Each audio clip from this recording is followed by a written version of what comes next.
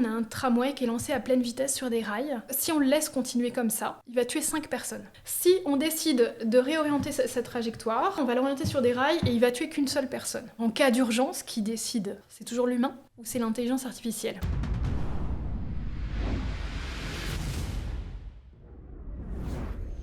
Bonjour à tous, merci de nous avoir rejoints sur Jumpseat, l'émission qui parle d'aéronautique et d'espace sur Twitch. Aujourd'hui, nous allons parler de pilotage des avions de ligne, plus précisément du nombre de pilotes à bord, du nombre de pilotes dans le cockpit, dans le poste de pilotage. Donc, piloter en solo, point d'interrogation, les avions de demain, les avions de ligne de demain. Deux pilotes dans le cockpit, deux pilotes dans l'avion. Combien de pilotes en tout? Et pour parler aujourd'hui de pilotage des avions de ligne avec moi, j'accueille Fanny Aronson. Bonjour Fanny. Bonjour Thierry. Merci d'avoir accepté l'invitation. Avec plaisir. Donc Fanny, tu représentes le syndicat national des pilotes de ligne, le SNPL, et tu es membre du comité exécutif. Exactement. C'est bien ça. Et dans la vie, tu es pilote de ligne. Exactement. Que pilotes-tu? Alors, je pilote celui-ci, là, donc les Boeing 777 pilotes sur long courrier. Et quelle est ta fonction à bord? Alors, à bord, je suis copilote. Donc, on dit des fois aussi officier pilote de ligne. Voilà. Officier pilote de ligne, c'est-à-dire que tu es pilote. Oui, tout à fait. Qu'on soit bien d'accord, hein, le métier global, c'est pilote, et la fonction à bord, c'est soit commandant de bord, soit copilote. Techniquement, c'est exactement la même chose qu'on fait à bord. Par contre, le commandant de bord, évidemment, c'est lui le chef de la mission, donc c'est lui qui décide en dernier ressort, qui prend la décision finale. Mais le copilote doit aussi participer à la décision. Mais sinon, c'est exactement la même chose. Et vous avez bien sûr la même compétence technique. Et exactement, tout à fait. En fait, par exemple, sur un aller, on va dire un aller-retour New York, eh bien, à l'aller, c'est par exemple moi qui vais piloter l'avion. Je vais être ce qu'on appelle pilot flying, PF. Le pilote aux commandes. Le pilote aux commandes, exactement. C'est moi qui vais piloter l'avion et actionner les commandes du pilote automatique une fois qu'on sera sous pilote automatique. Et pendant ce temps-là, mon commandant de bord va être le pilote monitoring, on appelle PM. Donc sa fonction, ça va être de vérifier déjà ce que je fais, d'actionner les commandes, de m'aider quand je suis justement en pilotage manuel, d'effectuer les checklists, de parler à la radio et de vérifier, de faire tout le suivi de l'avion. Et par exemple, du coup, au retour, on va inverser. C'est moi qui vais être pilote monitoring pendant que lui sera pilote flying. D'accord, en français on pourrait dire pilote aux commandes et pilote de supervision, on peut le dire comme ça? Oui, ou littéralement ce serait ça. Oui, ce serait ça, oui. On peut dire. D'accord, mais tu as très bien expliqué les fonctions de chacun. Très bien, merci beaucoup. Fanny, quelle est aujourd'hui la situation actuelle? On est toujours deux pilotes dans le poste de pilotage? Exactement. Donc aujourd'hui, là on va plus spécifiquement parler du long courrier, mais sur moyen courrier c'est aussi le cas. Nous sommes toujours deux pilotes aux commandes. Ce qui veut dire que sur long courrier, pour des vols de moins de 8h30, on va être que deux pilotes tout court dans l'avion. Par contre, dès que le vol commence à être plus long, on va être 3 voire 4 pilotes. Par exemple, aujourd'hui, on va être 4 pilotes sur des vols qui vont faire Paris-Tokyo. Parce que le retour, en ce moment, avec l'évitement de la Russie, ça peut prendre jusqu'à 15 heures. Et donc, du coup, pourquoi on est 3 ou 4 pilotes ?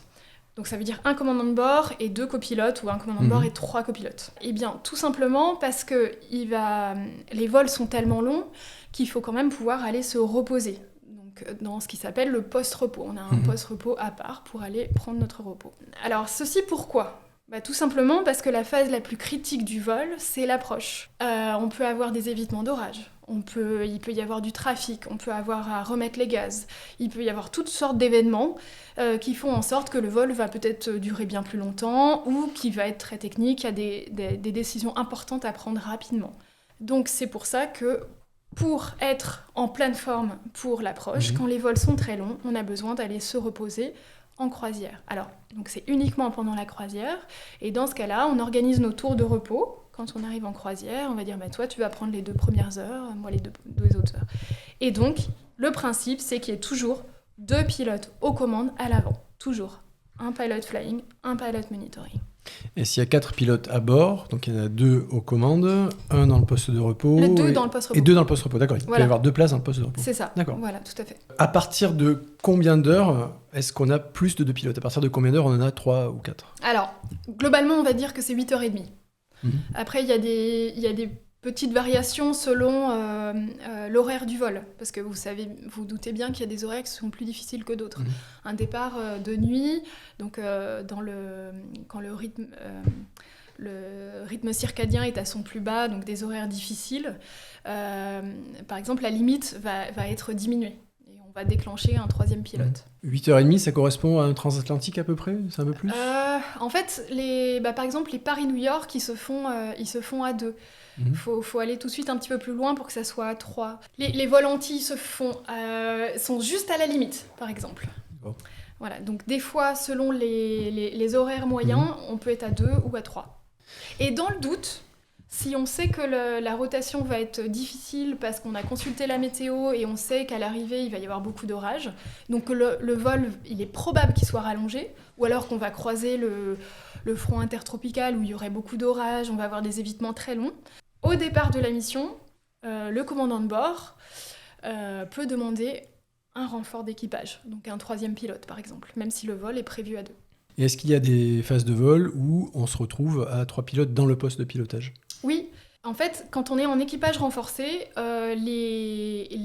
l'ensemble des pilotes doit être présent dans le poste de pilotage jusqu'à, on va dire, la moitié de la montée, au moins. Ah, d'accord. Donc, mais souvent, en fait, on est là pendant toute la montée et toute la descente, on est tous les pilotes dans le poste de pilotage. Parce que malgré tout, un 3e pilote, un 4e pilote, c'est tout de même un gain, c'est tout de même encore une paire d'yeux supplémentaire pour repérer des erreurs qui peuvent venir des collègues, de l'ATC, qui peuvent venir des automatismes et donc améliorer la sécurité des vols. Donc l'idée, c'est de profiter de toutes les ressources disponibles. Voilà, tout à fait. D'accord. Dans le poste de pilotage, il y a de la place pour 4? Oui, tout à fait. Ah, d'accord. Je pensais qu'il y en avait que 3. Il y a 2 jump seats. Il y a 2 jump seats, d'accord. Voilà.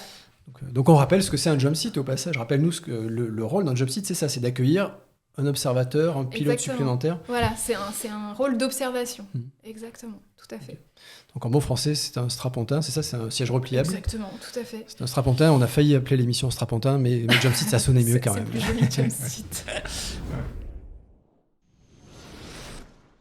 Quid des éventuelles siestes en vol pendant le vol, donc dans le cockpit, dans le poste de pilotage? Est-ce que c'est permis à un des 2 pilotes qui se sentirait fatigué ou qui aurait planifié ça de faire une sieste en vol? Alors, c'est permis, mais il faut prendre ça un petit peu comme une situation anormale, en fait. C'est un peu comme si on avait une petite panne. Alors, c'est pas une panne très grave, mais on va dire, c'est en cas de fatigue très importante, un pilote peut, en coordination avec son collègue, prendre un petit repos, on appelle ça un nap, dans son siège de pilotage. Donc évidemment, on doit toujours être 2 aux commandes. Donc on va reculer le siège, on fait un briefing approprié, en vérifiant que d'abord l'autre collègue est OK pour... se sent suffisamment en forme pendant ce temps-là. La sieste doit durer moins de 45 minutes pour que la phase de sommeil dure moins de 20 minutes. Donc ça, il y a eu des études là-dessus pour arriver à diminuer au maximum la phase d'inertie du sommeil pour le réveil. Et pareil, après le réveil, on doit de nouveau se briefer tous les 2 pour voir qu'est-ce qui s'est passé, comment bien reprendre les commandes, tout ça, et être de nouveau en phase active. Mais donc, je précise bien, c'est une procédure qui est exceptionnelle, qui ne doit absolument pas être programmée ou prévue. Encore une fois, comme je l'ai dit tout à l'heure, si on prévoit que le vol va être extrêmement fatigant, et ben dans ce cas-là, il y a la procédure prévue de déclencher un renfort d'équipage préalablement. On ne doit pas se dire... c'est pas prévu pour se dire c'est bon, de toute façon je ferai une sieste pendant la croisière. C'est pas du tout prévu comme ça. Et d'ailleurs, il est prévu qu'on écrive un rapport fatigue dans ces cas-là. Parce que ça permet de suivre tout au long de l'année et de voir les vols qui seraient les plus fatigants et sur lesquels peut-être on peut mettre en place, peut-être changer les horaires ou mettre en place un renfort d'équipage. C'est ce qui s'appelle le SGRF dans les compagnies. Système de gestion du risque fatigue. Et j'ai aussi entendu parler d'une possibilité de le programmer, ce repos, cette sieste, ce nap. Et donc, alors je fais appel aux viewers, ou alors c'est un sujet qu'on recreusera. Parce que pour moi, c'est pas possible. D'accord, alors j'entends bien ce que tu dis. On entend bien que là, on est en équipage de base. Donc on est à 2 pilotes. Ouais. Les avions sont prévus pour être pilotés à deux. Et donc, pour moi, on ne peut pas programmer une sieste à bord. Hein. Et d'ailleurs, par exemple, de son côté, la FAA l'interdit. Alors voilà, alors j'allais aborder cette question, mais donc sur la possibilité de programmer une sieste à bord, il y a bien un spécialiste qui m'avait dit que c'est possible aussi. Alors c'est peut-être rarement utilisé, mais c'est possible pas du tout connaissance de dispositif, aussi de la programmer, encore une fois, dans un cadre bien défini. Et donc, effectivement, c'est permis par les ASA, par l'autorité européenne. Voilà, c'est les règles européennes. Mais donc, l'autorité européenne l'agence européenne de l'aviation. L'agence européenne pour la sécurité aérienne, pardon. Et en revanche, effectivement, pas par son équivalent américain, pas par la FAA. La FAA interdit les siestes, Exactement. Exact. Au sujet du nombre de pilotes à bord, 2, 3, 4, est-ce que ce sont des règles définies par l'OACI ou par qui ? Non, ce sont des règles... Là, nous, en Europe, on doit... ce sont des règles européennes établies par les ASA qui s'appellent les FTL, c'est Flight Time Limitations. Donc, limitation de temps de vol. Limitation de temps de vol, exactement. Oui. Et donc toutes les compagnies européennes doivent respecter ces limitations et peuvent imposer des limitations plus restrictives. Évidemment, pas moins restrictives. Et il y a beaucoup de compagnies dans le monde qui, même si elles ne sont pas tenues de respecter ces FTL, puisqu'elles ne sont pas européennes, qui les respectent. En fait, c'est devenu un standard un peu accepté dans le monde entier, même si ce n'est pas partout. D'accord. Et les Américains ont leurs propres règles par la FAA. Ok, leurs propres règles sur ce nombre de pilotes à bord. Enfin, donc, et du coup, en fait, les limitations de temps de vol induisent le nombre de pilotes à bord, évidemment. D'accord. Je te remercie. Donc, on va parler des projets qui justifient ta présence aujourd'hui, puisque le SNPL fait campagne contre certains projets. En quelques mots, alors je vais résumer à ma manière et je te laisse compléter. Bien sûr. Donc, en projet, il y a la possibilité de se retrouver seul aux commandes pendant une durée relativement limitée, en tout cas bien cadrée, en vol de croisière, donc seul aux commandes dans un vol long courrier. Ce serait, donc, encore une fois, c'est un projet qui n'est pas pour tout de suite, qui n'est même pas validé encore. Donc certains acteurs de l'aviation poussent cette idée d'être seulement 2 au décollage, sans pilote de renfort sur long courrier, et un seul pilote se retrouverait aux commandes pendant un certain temps, pendant le vol de croisière, en comptant sur les automatismes. En cas de problème, on compte sur les automatismes, sur des automatismes améliorés. Est-ce que ça correspond un peu à ce que, oui, tu sais ? C'est un bon résumé, c'est exactement ça. C'est-à-dire que donc ce projet, le nom donné par Airbus, ça s'appelle l'EMCO, donc qui veut dire Extended Minimum Crew Operation. Donc en français, ça ferait une exploitation en équipage réduit. Équipage réduit, étendu. Étendu. Ouais. Voilà. Donc le réduit, c'est pour l'équipage, et l'étendu, c'est pour la durée de... Exactement, c'est pour la durée du vol. D'accord. C'est ça. Du coup, sur ce MCO, c'est tout à fait ça. On n'aurait plus d'équipage renforcé. On partirait toujours à 2 pilotes. Sauf que les vols étant longs, et bon, j'en ai parlé pour les mêmes raisons que ce que j'ai abordé tout à l'heure, il y aurait quand même besoin d'aller dans le post-repos. Donc ça veut dire qu'il y aurait effectivement plus qu'un pilote aux commandes pendant la croisière. Là-dessus, on voit deux grandes possibilités d'organisation pour la croisière. Soit on se dit qu'on limite la durée du même pilote seul aux commandes par rapport à la durée d'autonomie de sa vessie, puisqu'on lui interdirait d'aller aux toilettes. Et dans ce cas-là, on va dire qu'on limiterait à peu près à quelque chose... On ne sait pas bien ce qu'ils vont faire, mais on limiterait à peu près à 2 heures, par exemple, le temps de repos dans le post-repos pour le collègue qui y est. Et donc, pour une croisière, mettons, là, on va parler de croisières qui vont durer, par exemple, 10 heures sur un Paris-Los Angeles, par exemple. Ça veut dire qu'on fait des repos alternatifs comme ça toutes les 2 heures. Donc là, on voit bien que déjà, premièrement, ça pourrait poser un gros problème au niveau de la fatigue, parce que ça veut dire qu'il y a une phase d'endormissement pour le collègue qui est dans le post-repos, et ensuite il peut faire qu'un cycle. Et puis après, il doit se réveiller, il y a l'inertie du sommeil, il faut repartir aux commandes, assurer sa fonction. L'autre collègue part dans le... Enfin, on échange les consignes, tout ça, l'autre collègue part dans le post-repos. Donc là, on voit bien que ça pourrait poser un gros problème de fatigue. La deuxième organisation possible, ça serait de couper la croisière en blocs beaucoup plus grands. Pour que le pilote qui est dans le post-repos puisse enchaîner 1 ou 2 cycles de sommeil, par exemple. Mais là, la difficulté qu'on voit, c'est que forcément, le pilote qui reste aux commandes, il aura besoin à un moment de s'absenter, tout simplement, donc on appelle ça pour raison physiologique, d'aller aux toilettes, globalement. Et donc, ça veut dire que pendant quelques minutes, il y a 0 pilote aux commandes. Voilà. Le problème, c'est qu'on voit aujourd'hui... Qu'est-ce qui se passera dans ce cas-là, en cas de déconnexion du pilote automatique, dû à une turbulence de sillage, dû à une turbulence? Eh bien, on ne sait pas bien. En cas de déconnexion du pilote automatique, que fait l'avion si la personne aux commandes? L'avion, dans ce cas-là, il va dévier de sa trajectoire, forcément. Enfin, il garde, la poussée va rester la même. Et l'assiette, elle risque de varier un peu. Et puis, donc, on va avoir des écarts de trajectoire. Et puis, s'il s'est déconnecté dû à une turbulence de sillage, c'est que la trajectoire était fortement évolutive.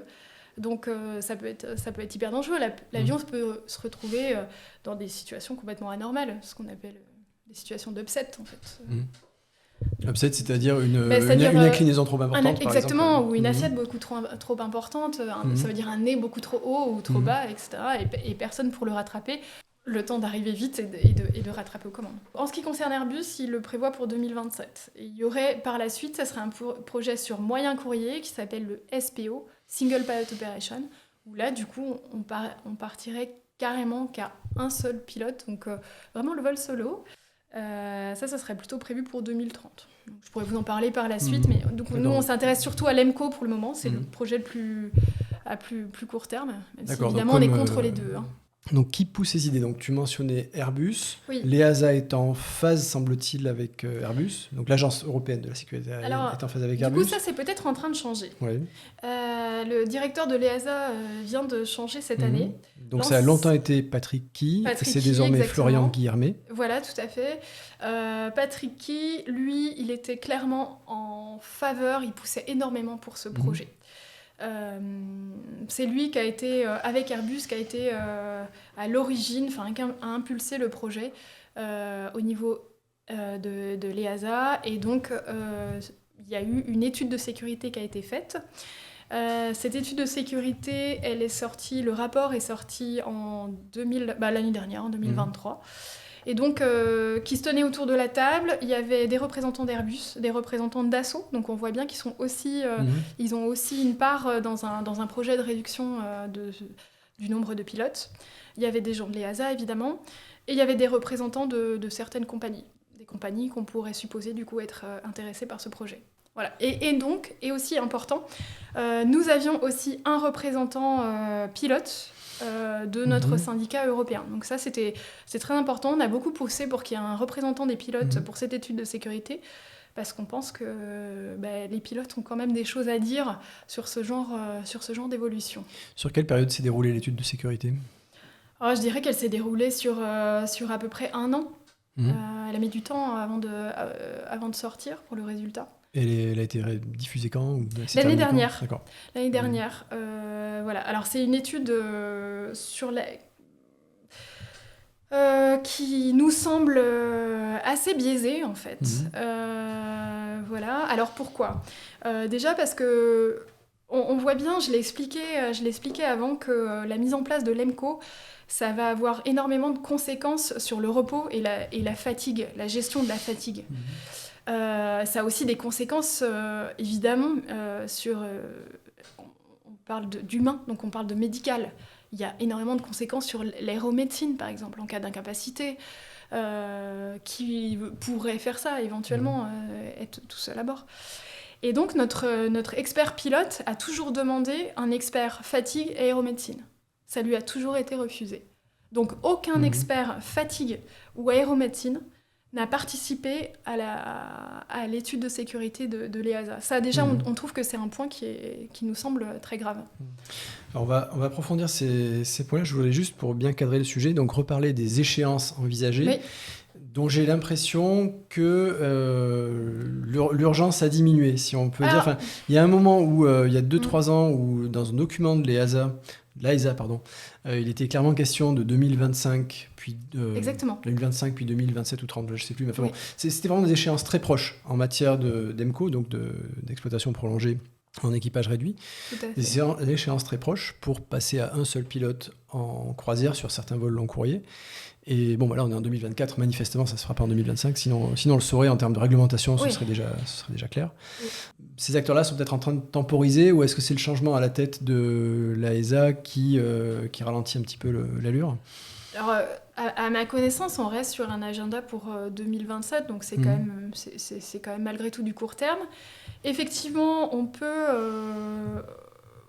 on espère de notre côté que le changement à la tête de l'EASA va faire en sorte de calmer le jeu et de prendre plus de temps, voire nous, de toute façon, on est contre ce projet. Parce qu'a priori, les contacts qu'on a eus avec monsieur Florian Guillermet récemment, il a l'air d'être très... pro-sécurité des vols et de dire ouvertement à tout le monde que tout nouveau projet, toute nouvelle innovation technologique devrait se faire avec à la clé une amélioration de la sécurité des vols. Ce qui historiquement a toujours été le cas. Et là, en fait, c'était la première fois justement c'est écrit dans l'étude de sécurité, c'est la première fois qu'on chercherait à mettre en place un projet en n'améliorant pas la sécurité des vols. C'est écrit dedans, en fait, que ce serait... On souhaite maintenir la sécurité des vols. C'est vraiment une première. Dans l'esprit, ce que dit Airbus, c'est quand même que les automatismes ont toujours amélioré la sécurité.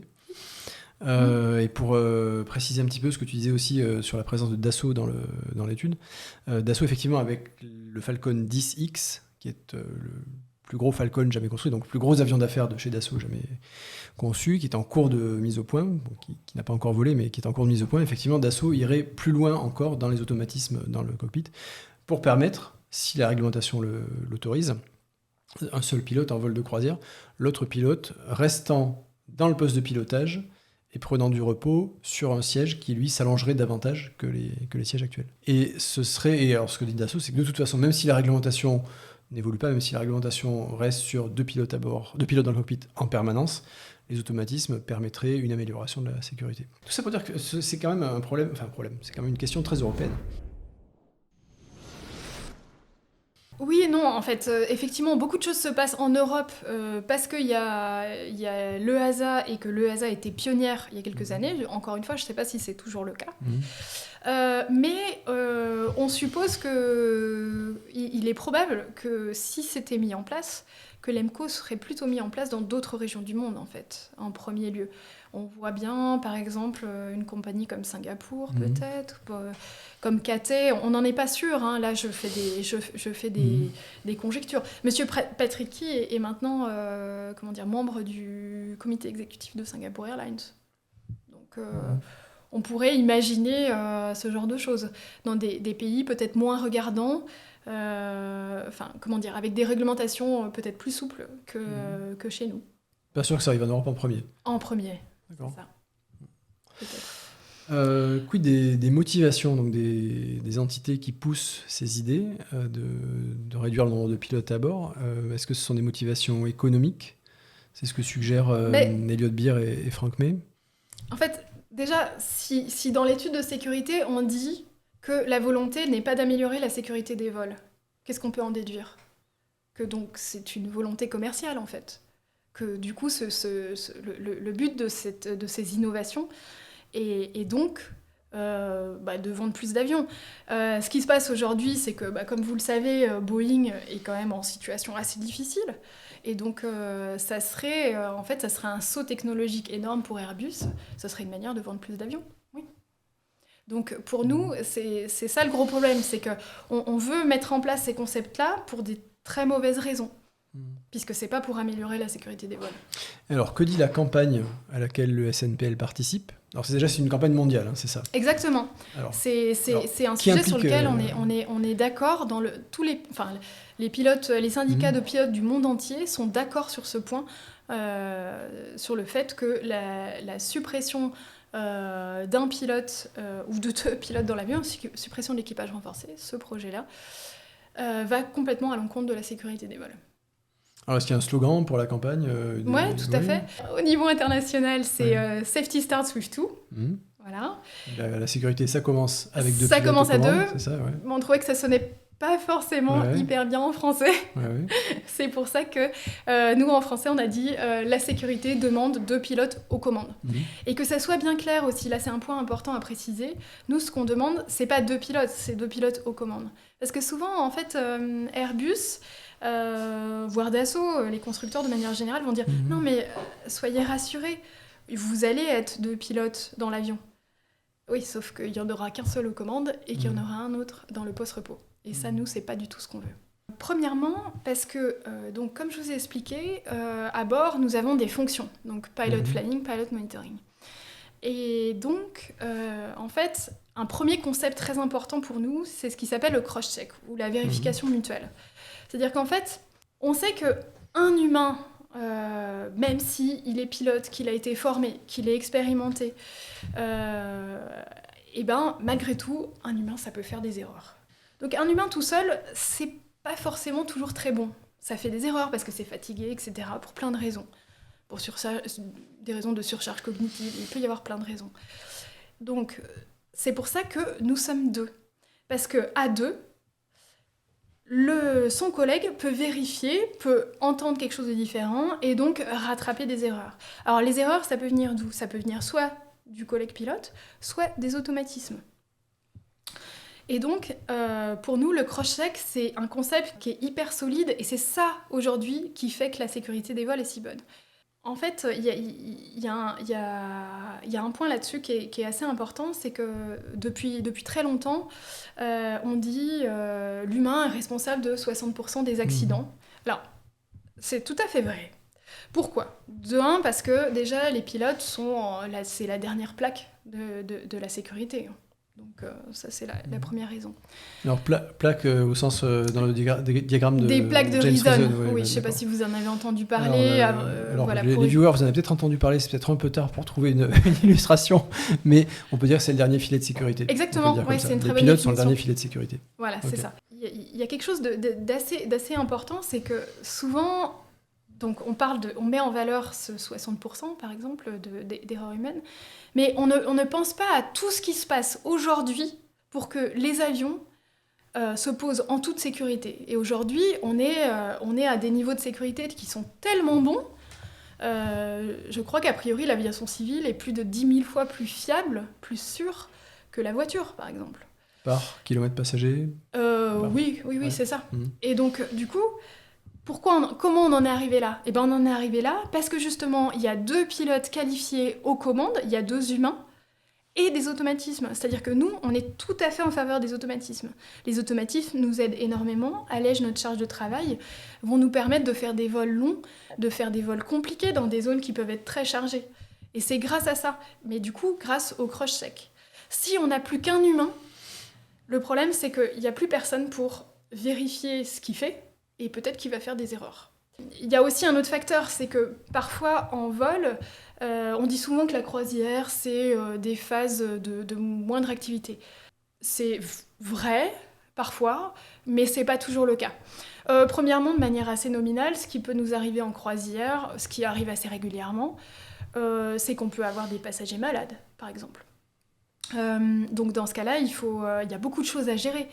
Parce que, alors on aura quand même pas mal travaillé en amont, parce qu'en permanence, quand on est en croisière, on vérifie nos terrains, les aérodromes sur lesquels éventuellement on pourrait aller se poser, s'il y avait telle ou telle panne qui se produisait, ou un passager malade, etc. Un exemple tout simple, c'est, on s'imagine, on est sur l'Atlantique, de nuit par exemple, tout seul sur l'Atlantique, et j'ai une panne moteur.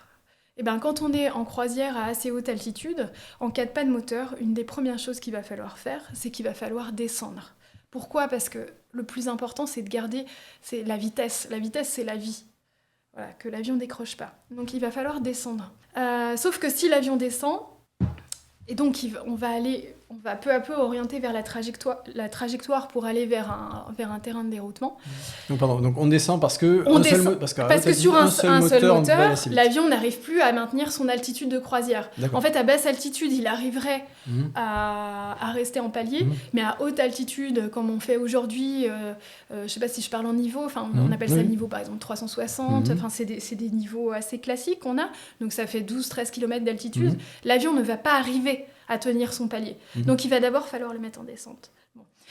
Ça, c'est une décision qui doit être rapide et qui est irréversible.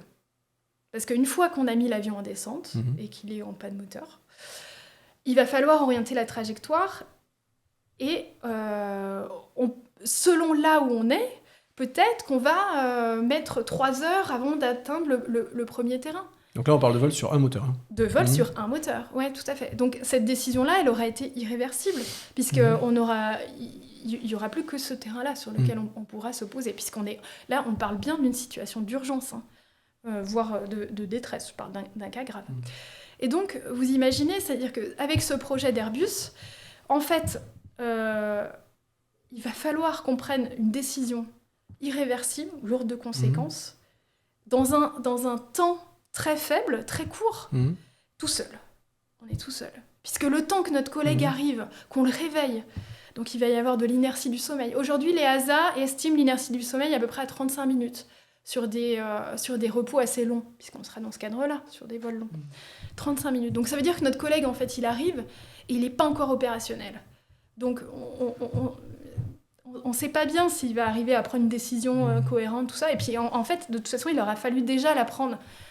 Donc pour nous, enlever un pilote et qu'il n'y en ait plus qu'un, ça va être, ça remet vraiment en jeu la sécurité des vols. Et donc c'est ça la différence entre passer de 3 membres d'équipage à 2, ce qui s'est fait il y a quelques décennies. Le 3e n'était pas un pilote, le 3e c'était un mécanicien navigant, c'est ça ? Oui, tout à fait. Donc quand on est passé de 3 à 2, on a conservé une synergie.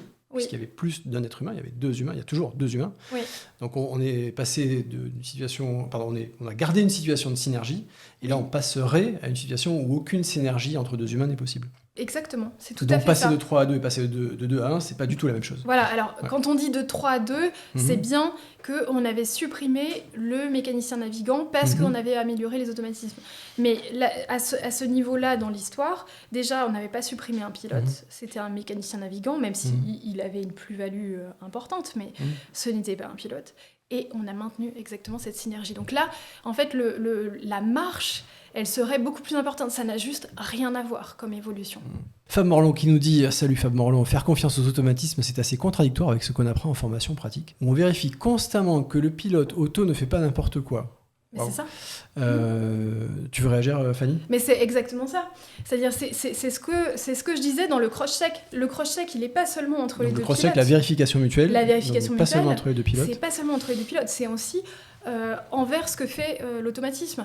Alors, effectivement, c'est tout l'enjeu actuel des automatismes de plus en plus poussés. Ça pourrait être le biais de faire de plus en plus confiance à l'automatisme. Et effectivement, c'est surtout le biais qu'il faut éviter.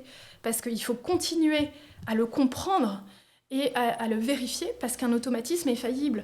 Et ça, je trouve que c'est aussi un point important à aborder. C'est que, justement, quand je parlais des 60% d'accidents dus à des erreurs humaines, on parle très peu du fait que les automatismes sont faillibles. Tu peux me donner un exemple ? Eh bien, un exemple très actuel, aujourd'hui, on a beaucoup, alors dû aux zones de guerre, notamment l'Ukraine, tout ça, il y a énormément d'endroits dans le monde, tout ce qui va être Turquie, Roumanie, tout ce qui va être le Moyen-Orient de manière générale, qui subissent des brouillages GPS. Donc il y a des personnes mal intentionnées, parce que c'est ça en fait, c'est du terrorisme, des personnes mal intentionnées qui vont brouiller les systèmes GPS de l'avion. Voire qui vont du coup chercher à les pirater. Donc là, on est encore à une marche supplémentaire. C'est la différence entre jamming et spoofing, c'est exactement. ça ? C'est ce qu'on appelle entre jamming et spoofing. Alors le jamming, c'est le brouillage, donc j'explique pour les viewers. Donc le jamming, c'est quand Tu m'arrêtes si tu n'es pas d'accord. Quand, pour des raisons militaires, on cherche à brouiller le GPS de l'adversaire, par exemple, et les avions civils qui passent dans le coin sont entre guillemets une victime collatérale, on ne cherche pas à les brouiller eux, mais ils font les frais du conflit et du brouillage GPS qui a lieu dans le cadre du conflit. C'est ça. Et le spoofing, donc c'est le piratage ou c'est l'usurpation d'identité, on peut le dire comme ça. Exactement. Donc là, on se fait passer, l'émetteur se fait passer pour un vrai signal GPS et donne un faux signal GPS à l'avion. Exactement.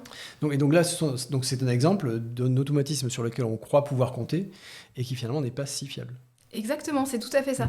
Et la conséquence de ces brouillages GPS ou du spoofing, parce que ça arrive dans les deux cas, c'est qu'on a un système qui s'appelle le GPWS, qui est en fait notre dernier filet de sauvegarde. Donc c'est l'avertisseur de proximité avec le sol. Exactement. Et donc, c'est si jamais on a fait une erreur sur notre position ou que la position de l'avion n'est pas bonne, que le contrôleur en plus a fait une erreur, etc., et qu'en gros, on se retrouve face à une montagne, ce système va nous dire pull up, pull up, pull up. Tirer sur le manche. Donc, en gros... Voilà, dans ce cas-là, on doit faire la manœuvre d'urgence, c'est-à-dire tirer sur le manche, afficher jusqu'à, alors ça dépend des avions, mais en gros 20 degrés d'assiette, donc c'est une assiette très élevée, pour vraiment tout de suite s'échapper de ce relief. Éviter le relief, éviter la montagne. Mettre la poussée maximale, donc c'est sans état d'âme, en fait, c'est une procédure d'urgence qu'on doit faire tout de suite, on doit réagir tout de suite. Parce que c'est pour sauver l'avion. Sans se poser de questions. Sans se poser de questions. Et pour la faire, il faut que le système en question, le GPWS, ait un signal GPS fiable. Aujourd'hui, avec ces problèmes de GPS, que ce soit en jamming ou en spoofing, le système n'arrive pas à discriminer forcément la mauvaise source. Et du coup, peut nous faire des fausses alarmes pull-up, par exemple en croisière. Et ça peut se traiter mieux à deux que seul ? C'est-à-dire que du coup, il va falloir être... C'est un système qui est tellement vital, on a bien compris, c'est le dernier filet de sauvegarde, c'est tellement vital qu'il est très important de se coordonner à deux pour dire t'es d'accord, là c'est faux. Parce que justement, aujourd'hui, du coup, on a... évidemment, les constructeurs ont été mis à contribution pour dire, bon, bah là, qu'est-ce qu'on fait par rapport à tout ça ? Parce que c'est très grave. On a une manœuvre d'urgence très importante qui, du coup, est remise en question. Donc, comment savoir si elle est vraie ? Parce que si on se rapproche du sol, peut-être qu'elle est vraie. Et donc, les constructeurs ne savent pas comment répondre à ça, ne savent pas comment résoudre ce bug à l'heure actuelle. Et donc, là, ils ont mis en place une procédure pour dire, si vous êtes au-dessus, en gros, de 10 km d'altitude, du niveau 290, que vous êtes au-dessus de cette altitude, ou que vous êtes vraiment à vue de jour et que vous êtes vraiment sûr de là où vous êtes, dans ce cas-là, vous n'êtes pas obligé de faire la procédure. Mais ça, c'est super important que ça soit en cross-check, parce que c'est une décision qui peut être extrêmement lourde de conséquences. Vous pourriez me demander, mais pourquoi, dans ce cas-là, on ne ferait pas juste la procédure en croisière ? Parce qu'après tout, pourquoi pas ? Pourquoi ne pas tirer on sur fait la manche, procédure, puis c'est réglé. Oui, sauf que mettre 20 degrés d'assiette alors qu'on est en croisière, donc à assez haute altitude, en fait, le domaine de vol de l'avion est très faible. Justement, ces évolutions de vitesse peuvent être très faibles. Sinon, on peut arriver en décrochage ou en survitesse. Le plus grave étant le décrochage. Et donc, du coup, si on va chercher 20 degrés d'assiette à cette altitude-là, on va très vite aller en décrochage. Ça serait extrêmement grave. Et en plus, on peut en plus, le risque aussi, c'est la collision dans un autre avion. Parce qu'on passe pas très loin les uns des autres. Voilà. Donc, pour le coup, une alarme à laquelle il faut réfléchir, dans certains cas. Exactement. Alors qu'elle a été c'est conçue l'humain qui sait s'adapter à ça. Alors qu'elle a été conçue pour être appliquée sans réfléchir. Exactement. D'accord. Merci pour l'explication. On revient au chat. Lorraine Chauve-souris qui nous fait remarquer que la croisière ne s'amuse pas toujours. Exact. C'est vrai. Full Glider, est-ce qu'il est antinomique de vouloir poursuivre des objectifs de productivité sans porter atteinte à la sécurité ? Autrement dit, est-ce qu'un objectif de productivité remet systématiquement en cause la sécurité ? Je dirais que ça dépend comment on l'échelonne. En fait, si on les met au même point, pour moi, oui. C'est pour ça que la première des choses, c'est toujours, dans une innovation, de mettre d'abord la sécurité des vols. Et que ensuite, on considère la productivité. Et la productivité, c'est pas un gros mot, on en a tous besoin. Je vole pour une compagnie aérienne, c'est une entreprise. Donc, évidemment qu'on a besoin D'abord d'être sûr, ensuite d'être ponctuel et efficace, parce que ça fait aussi partie de ce qu'on peut apporter à nos passagers. Alors j'avais visité il y a assez longtemps, ça ne me rajeunit pas, une centrale nucléaire, et j'avais été frappé par ce que m'avait dit un des opérateurs. Il m'avait dit, ici, on assure la sécurité et éventuellement on produit de l'électricité. Mais c'est exactement ça. Mmh. Et nous, c'est exactement comme ça qu'on pilote nos avions. C'est pour ça que quand on pilote nos avions de ligne, on a toujours en tête un plan B, un plan C, et on est toujours en train de se dire, justement, la croisière ne s'amuse pas toujours, parce qu'on est toujours en train de réfléchir, et s'il se passe ça, qu'est-ce que je vais faire ? On est toujours prêt. Brouiller, c'est pas dur, surtout pour des signaux aussi faibles que le GPS, mais comment arrive-t-il à spoofer un satellite ? Justement, ils y arrivent parce que, alors malheureusement, un émetteur, c'est pas cher. Et d'une part, un émetteur, c'est pas cher, et d'autre part, le signal du GPS est faible, donc il suffit d'émettre plus fort. Il y a peut-être d'autres éléments techniques. Alors, je suis pas ingénieur, hein, donc il me semble que c'est ça. Et ce qu'on observe aussi, c'est qu'ils arrivent, par exemple, à décaler l'horloge, par exemple, de l'avion. Ce qui met un bazar assez énorme, parce qu'il y a plein de systèmes qui sont reliés à l'horloge. Donc ils arrivent à décaler soit de 5 minutes, par exemple, donc un truc très, très faible et pernicieux, soit ça peut être de 2 heures, ou décaler la position de l'avion, la position apparente de l'avion.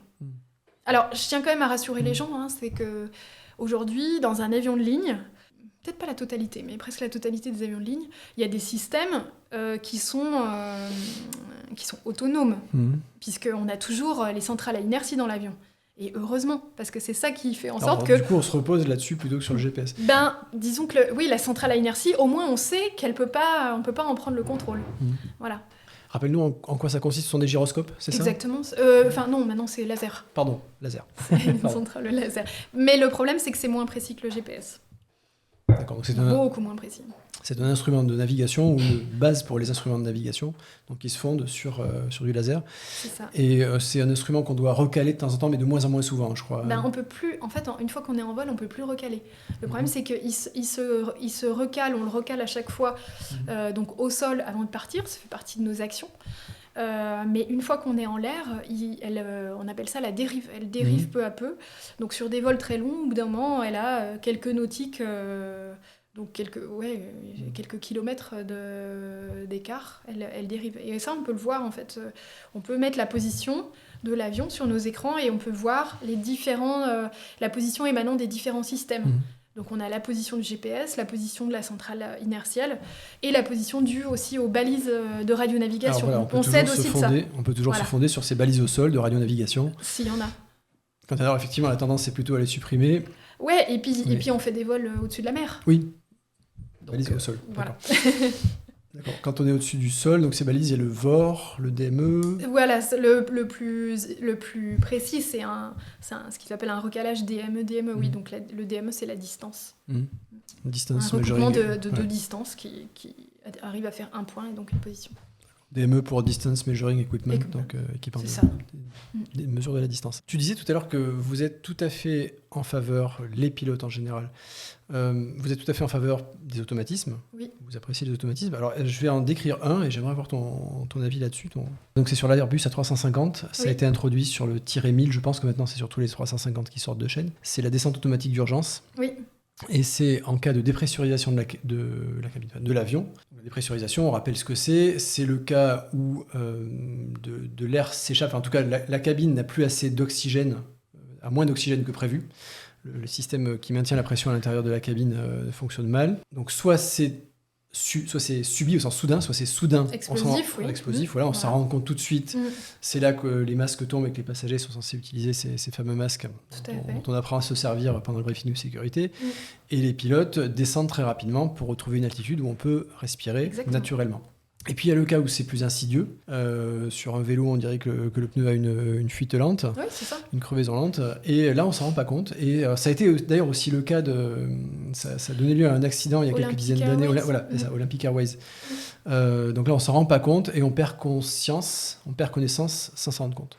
Et donc ce système sur les Airbus A350 pallie répond à ce problème et descend automatiquement. Donc si le système détecte une perte de pressurisation et 2, une absence de réponse de l'équipage. Donc si le système se rend compte que l'équipage n'est plus conscient, le système décide de descendre automatiquement, rapidement, à une altitude où on va pouvoir respirer normalement et reprendre conscience. Donc est-ce que j'ai bien décrit? Et est-ce que ça te paraît une avancée en matière de sécurité? Oui, ça, on est tout à fait en faveur de ce genre de système. Parce que clairement, on est dans une situation de détresse dans laquelle notre procédure, parce que sur tous les autres avions, on le fait à la main, ça. Donc ça, c'est une procédure d'urgence. La première des choses à faire, c'est d'abord de mettre le masque à oxygène, parce que ce qu'on appelle le temps de conscience utile, quand on est à très haute altitude, il peut être de l'ordre de quelques secondes. Donc c'est pour ça que la première chose à faire, c'est de mettre le masque à oxygène. Ensuite, on vérifie qu'on arrive à communiquer entre nous. Et puis, le pilot flying, le PF, va commencer à mettre l'avion en descente. Donc, on sait par cœur comment on fait. Par exemple, l'altitude, la vitesse, le cap. On réduit la poussée, on met les aérofreins pour faire une descente très rapide. Pendant ce temps-là, le PM va tout de suite faire une annonce en cabine pour prévenir les passagers et donc le personnel de cabine. Donc voilà, donc c'est le PM qui fait cette annonce aux passagers et au personnel de cabine. Exactement. Et qui va aussi faire l'annonce, par exemple, au contrôleur aérien. Parce qu'évidemment, un avion qui se met à descendre, faire une descente d'urgence, il faut tout de suite prévenir parce qu'il peut y avoir du trafic en dessous. Et donc là, le système d'Airbus de garantir que l'avion va descendre, ça c'est très bien. Parce que au cas où, si jamais les pilotes n'ont, justement parce qu'il y avait une dépressurisation insidieuse et n'ont pas eu le temps de mettre le masque, au moins ça sauvera quand même, ça permettra à l'avion de descendre et peut-être aux pilotes de redevenir conscients et tout ça, quoi. Donc ça, pourquoi pas? Mais parce que ça fait partie des systèmes qui améliorent la sécurité, qui aident le pilote, mais qui ne le remplacent pas, qui ne le suppriment pas. Voilà. Isnov nous demande, je pense en parlant du système automatique de descente d'urgence, ça fait quoi s'il y a une montagne en dessous? Et ben voilà, alors je suis pas qualifiée sur Airbus A350, je vole sur 777, donc je suis pas forcément au fait de tous les détails. Vous savez qu'on a une qualification par avion en tant que pilote, justement pour le connaître par cœur.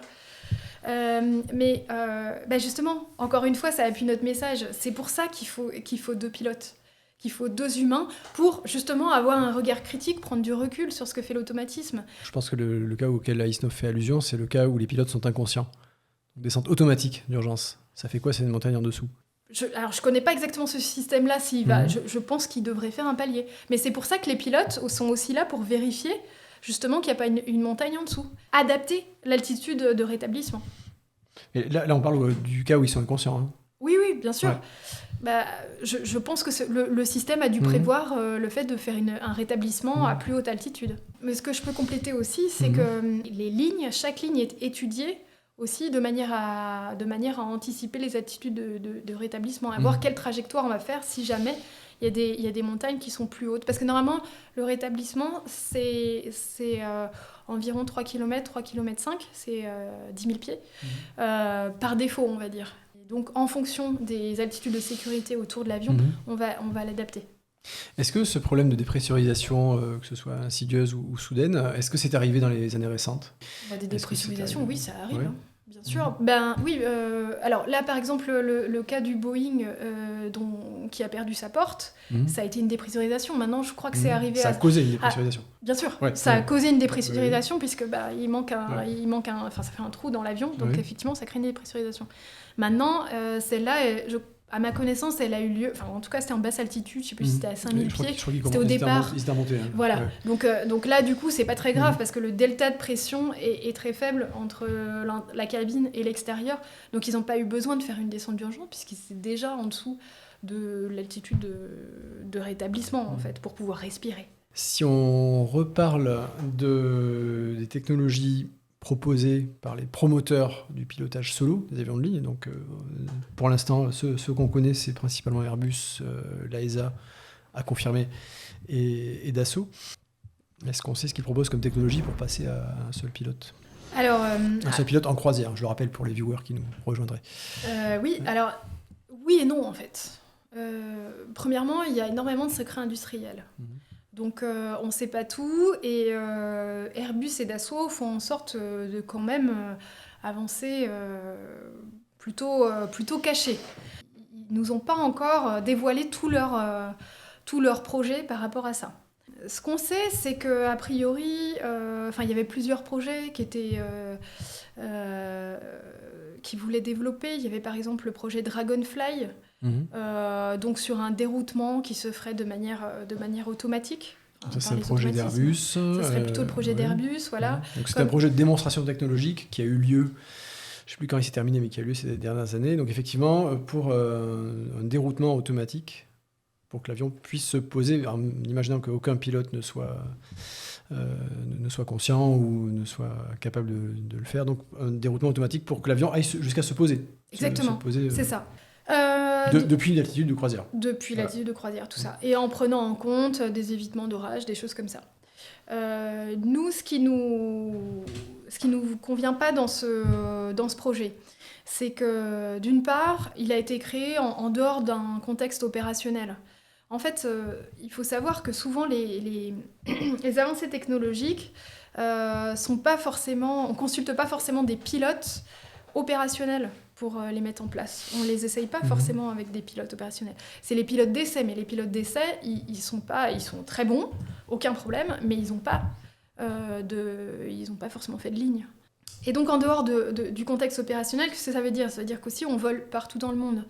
Et que du coup, quand par exemple en Chine, pour faire un évitement, il nous faut 10 minutes de négociation, ça prend pas en compte... Négociation avec le contrôleur aérien, pardon. Oui. Ça, par exemple, ça sera pas forcément pris en compte. Et en fait, il y a tellement de paramètres à prendre en compte que le système pourra pas tous les prendre en compte. On a des problèmes de géopolitique, de sûreté, de plein de choses. Donc... en fait, nous, ce qui nous dérange dans ce projet-là, c'est que, en fait, à la base, Dragonfly a été fait parce que justement, il n'y aurait plus qu'un pilote aux commandes. Et que du coup, on est en train de créer un problème de sécurité et d'y répondre par une solution bancale. Alors qu'aujourd'hui, les pilotes savent très bien faire des déroutements et la sécurité des vols est excellente. Et que ça se fait comme ça, justement... en cross-check, encore une fois, pour bien préparer l'arrivée, pour savoir où est-ce qu'on va dérouter, et tout ça. Et puis pareil, on dit que Dragonfly évite les orages. J'ai beaucoup de collègues sur A350 qui sont pas très contents du radar météo, qui permet d'éviter les orages. Et donc pour ça, heureusement qu'il y a des humains pour aussi contribuer à ça, prendre du recul et savoir lire une image. Tu veux dire que certains de tes collègues sur la 350 disent que le radar météo ne voit pas tous les orages ? Oui, et pas forcément d'une fiabilité à 100%. Oui. C'est d'une manière générale sur les avions de ligne ou c'est sur cet avion-là en j'ai beaucoup entendu sur la 350. Et sachant que, donc pour être tout à fait clair avec vous, la 350, c'est l'avion qui est vu par Airbus comme étant l'avion d'implémentation de l'EMCO. En fait, ça serait cet avion actuel, ça ne serait pas sur un nouvel avion. Qui serait le premier avion où on mettrait en œuvre l'exploitation prolongée en équipage réduit. Et Franck May, alors oui, merci Franck May. Donc le déroutement et atterrissage automatique existe déjà en aviation légère, au moins chez Piper et Daher. Donc effectivement, c'est Garmin qui propose cette solution. Je crois que suivant la marque de l'avionneur, la marque du constructeur, ça s'appelle HomeSafe ou Autoland. Et donc effectivement, donc c'est le cas. Alors là, ça s'adresse donc à des avions d'affaires légers, certifiés en CS23, c'est ça ? Parce qu'on va peut-être faire une différence justement de ce côté-là. Donc une catégorie d'homologation qui s'appelle CS23 pour les avions relativement légers. Et donc c'est le cas classique sur ces avions-là, où le propriétaire et le seul pilote, c'est autorisé, et seul pilote à bord, le propriétaire est seul pilote à bord. C'est pas en aviation commerciale. Voilà, c'est pas en aviation commerciale, donc c'est vraiment en aviation privée.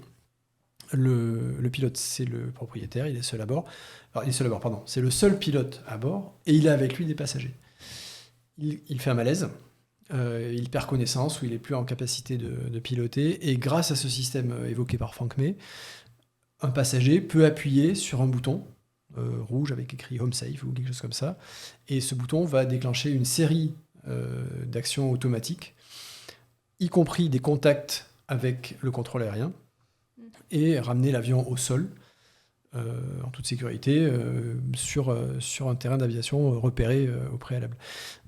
C'est un système certifié quand même, ça a été homologué par les autorités. Bien sûr.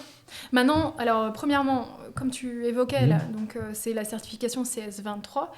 qui n'est pas la même que la certification pour les avions de ligne.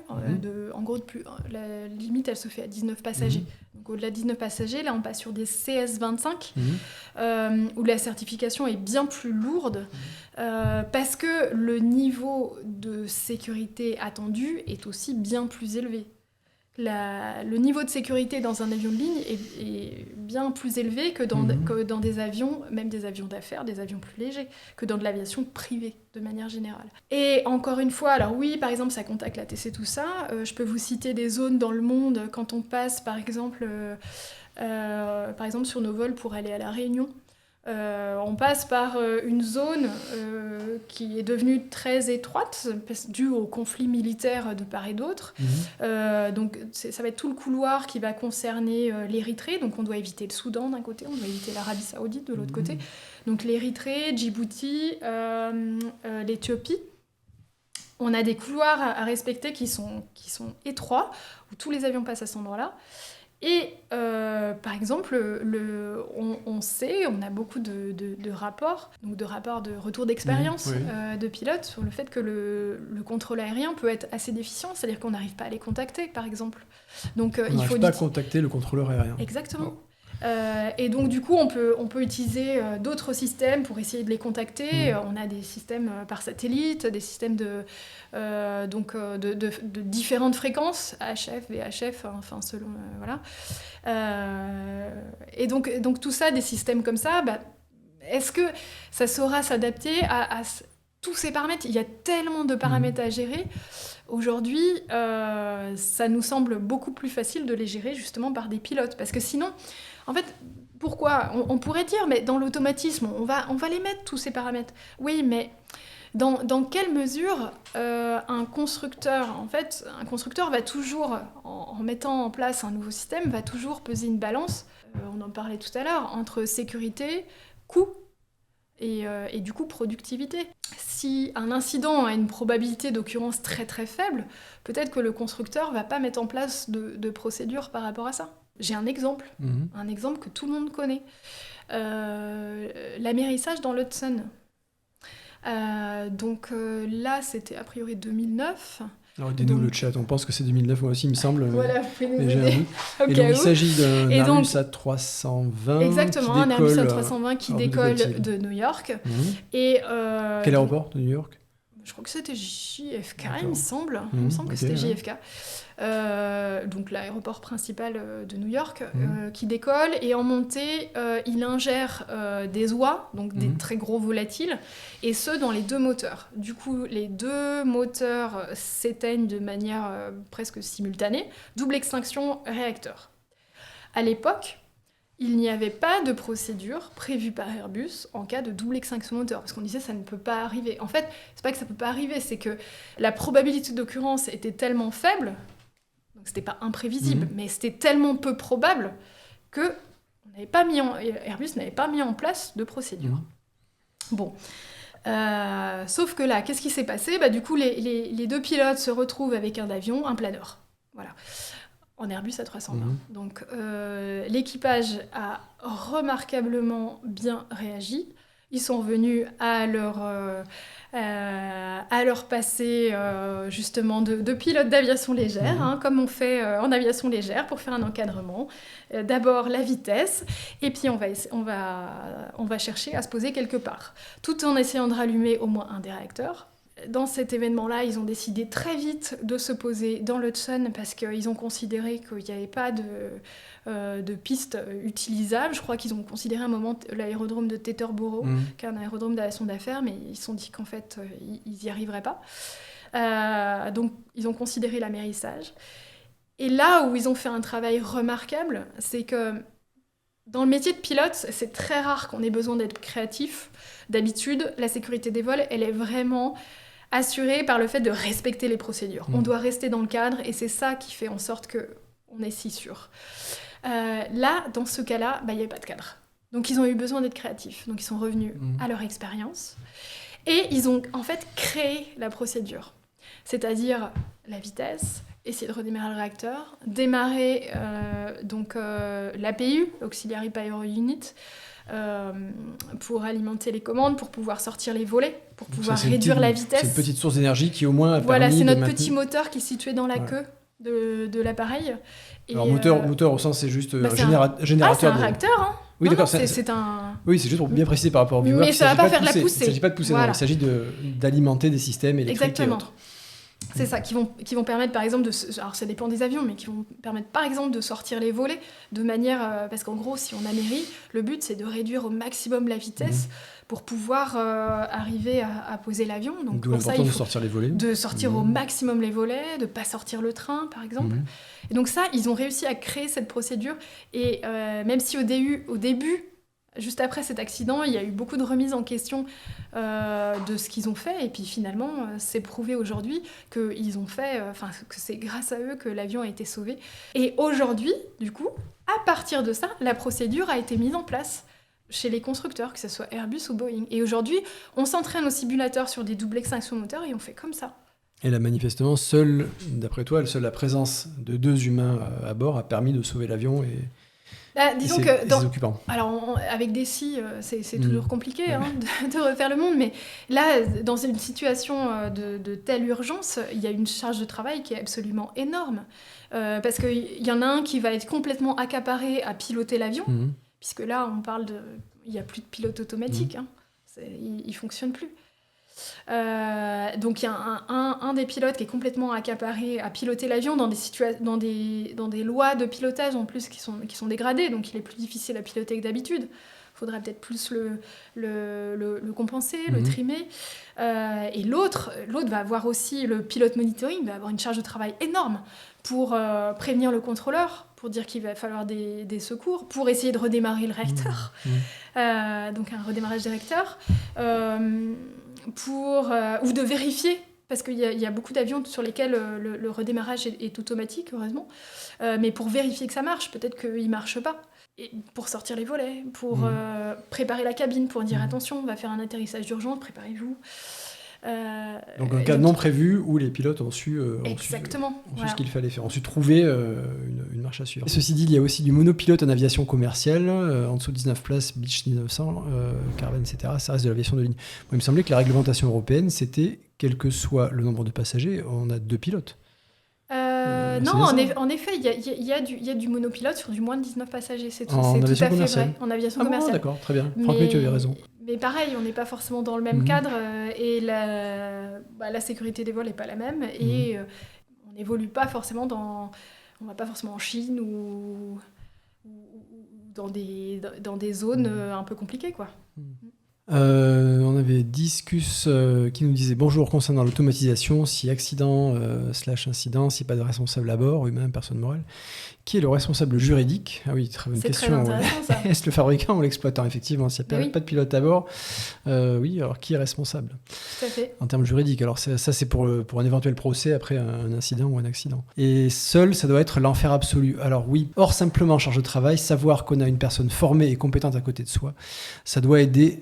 Ça doit aider, non, pour gérer le stress, point d'interrogation. Alors oui, là, je voudrais te faire réagir sur ce point-là, qui m'a frappé un jour où on a reçu un courrier des lecteurs. Alors c'est pour une autre publication chère à mon cœur, pour laquelle je travaille aussi, Aviation Week. Et un jour, on a reçu un courrier des lecteurs sur ce thème du pilotage solo, et d'un pilote qui nous disait, mais en dehors de tous ces aspects de sécurité qui, bien sûr, doivent primer, bien sûr, mais il y a simplement l'aspect humain. Qui va vouloir aller travailler seul dans un bureau, certes volant, mais seul dans un bureau pendant des heures, de longues heures. Et il employait en anglais un mot dont je ne savais pas qu'on pouvait l'employer en anglais, donc en français dans le texte, il parlait de camaraderie. On perdrait la camaraderie qu'on connaît dans le poste de pilotage. Donc voilà, est-ce que ça ne va pas décourager des candidats pilotes de se dire non, je ne vais pas faire ce métier où on passe des heures tout seul au secours? Peut-être. Et depuis tout petit pilote, dans notre formation, on a une formation de travail en équipage. Et c'est vraiment, quand on travaille en ligne, c'est vraiment dans notre ADN. Effectivement, travailler en équipage, pour nous, c'est le fondement, c'est la base. Donc effectivement, se retrouver tout seul pendant des heures, ça pose des grosses questions au niveau humain. Oui. Et c'est pour ça, d'ailleurs, qu'on reprochait à l'étude de sécurité de ne pas avoir étudié tout ça, de ne pas avoir mis d'experts là-dessus au niveau aéromédecine, au niveau psychologie. Ça pose des tas de questions qui n'ont pas de réponse. Discus, la meilleure partie de ma formation, personnellement, c'était le MCC CRM. Multi-Crew Cooperation. Multi-Crew Cooperation, Donc donc ça, c'est le coopération, stage. coopération quand on est plusieurs membres d'équipage. Exactement. Le CRM, c'est le Cockpit Resource Management, donc la gestion des ressources dans le poste de pilotage. Ouais. Donc ça, c'est le stage, la MCC. C'est le stage qu'on fait après la fin de en fin de formation de base. C'est-à-dire qu'on a déjà fait le pilotage à vue, puis le pilotage aux instruments, puis le pilotage bimoteur et aux instruments.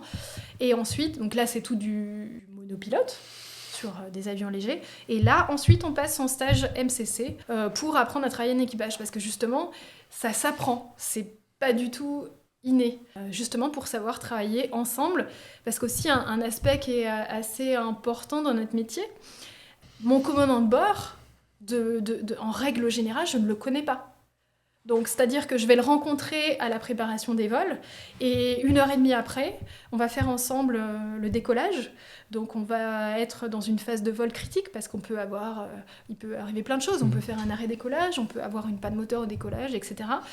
Et donc, ce qui est extraordinaire avec ce CRM, avec ce stage de travail en équipage, c'est qu'on est habitué à travailler ensemble. Je sais exactement ce que va faire mon collègue alors que je ne le connais pas.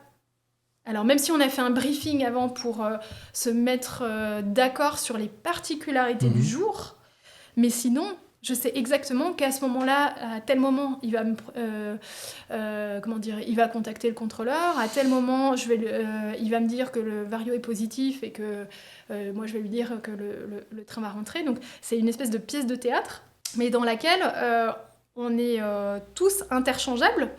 Alors ça fait peut-être pas rêver, mais c'est ça, c'est grâce à ça, parce qu'on a nos procédures, que la sécurité est si robuste, enfin que nos procédures sont si robustes et qu'on arrive à un si bon niveau de sécurité. Et à côté humain, j'imagine qu'il est sympa quand même. Je suppose qu'on fait des rencontres sympas quand même. Ah mais évidemment. Très, évidemment, c'est hyper sympa. Après, il y a des moments pour tout. Il y a des moments où on peut parler, et il y a des moments où on est hyper concentré sur le décollage, sur l'atterrissage, ou quand on a des pannes. Ouais. Alors sur ces procédures dont on sait que son voisin de droite ou de gauche va les appliquer, j'avais vu un exemple aussi où quand le pilot flying, par exemple le pilote aux commandes, propose une solution, enfin a en tête une solution à un problème ou en tête une séquence d'action, il la propose et dit à son voisin: est-ce que ça te va? Est-ce que tu es à l'aise avec ça? Oui, tout à fait. C'est une phrase classique, ça? Oui, bien sûr. En fait, on va toujours mettre son collègue dans la boucle. On va toujours lui demander son avis.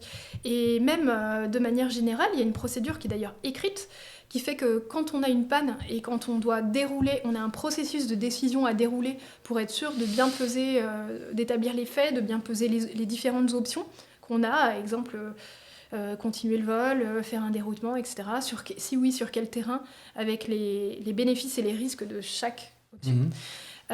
Ensuite, ça nous amène à prendre une décision. Et par exemple, la décision doit d'abord être... alors, elle n'est pas prise, mais c'est d'abord le ou les copilotes qui doivent donner leur avis. Pour que les copilotes soient obligés de s'impliquer et se sentent dans libres la décision de leurs propos. Et se sentent libres. On espère qu'avec ça, on va diminuer ce qui peut être le biais, ce qu'on appelle le biais de confirmation. Parce qu'évidemment, si c'est le commandant qui s'exprime d'abord, il est possible que le copilote peut-être ne va pas oser dire des choses et dire oui, capitaine, et qu'en fait, c'est pas ce qu'il voulait faire. C'est pour ça que cette procédure, elle est super intéressante, parce que le copilote est obligé de s'impliquer, de dire moi, je ferai ça. Parce que finalement, on est plusieurs individus avec des idées différentes, on a peut-être vu des choses différemment, et c'est ça qui est intéressant. C'est la synergie entre nous qui va faire en sorte qu'on va arriver soit à la meilleure décision possible, en tout cas dans le temps imparti, selon le temps qu'on a. Si vous nous regardez en replay, les replays sont disponibles tous les samedis à partir de 10h. Et sachez qu'on est en live le mardi à midi. On est aussi en live le vendredi à 18h, ça ce sont des lâchers solo, et un jeudi sur deux à 20h. On compte sur vous pour continuer à nous suivre. J. Borda qui pose la question: quid de la formation des pilotes? Le seul pilote à bord serait donc commandant de bord, mais comment apprendre le métier en étant copilote pendant des années en étant seul à bord? Ouais, effectivement.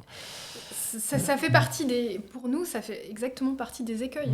C'est-à-dire qu'en fait, moi, j'apprends tous les jours, en des milliers d'heures de vol, à devenir un jour commandant de bord.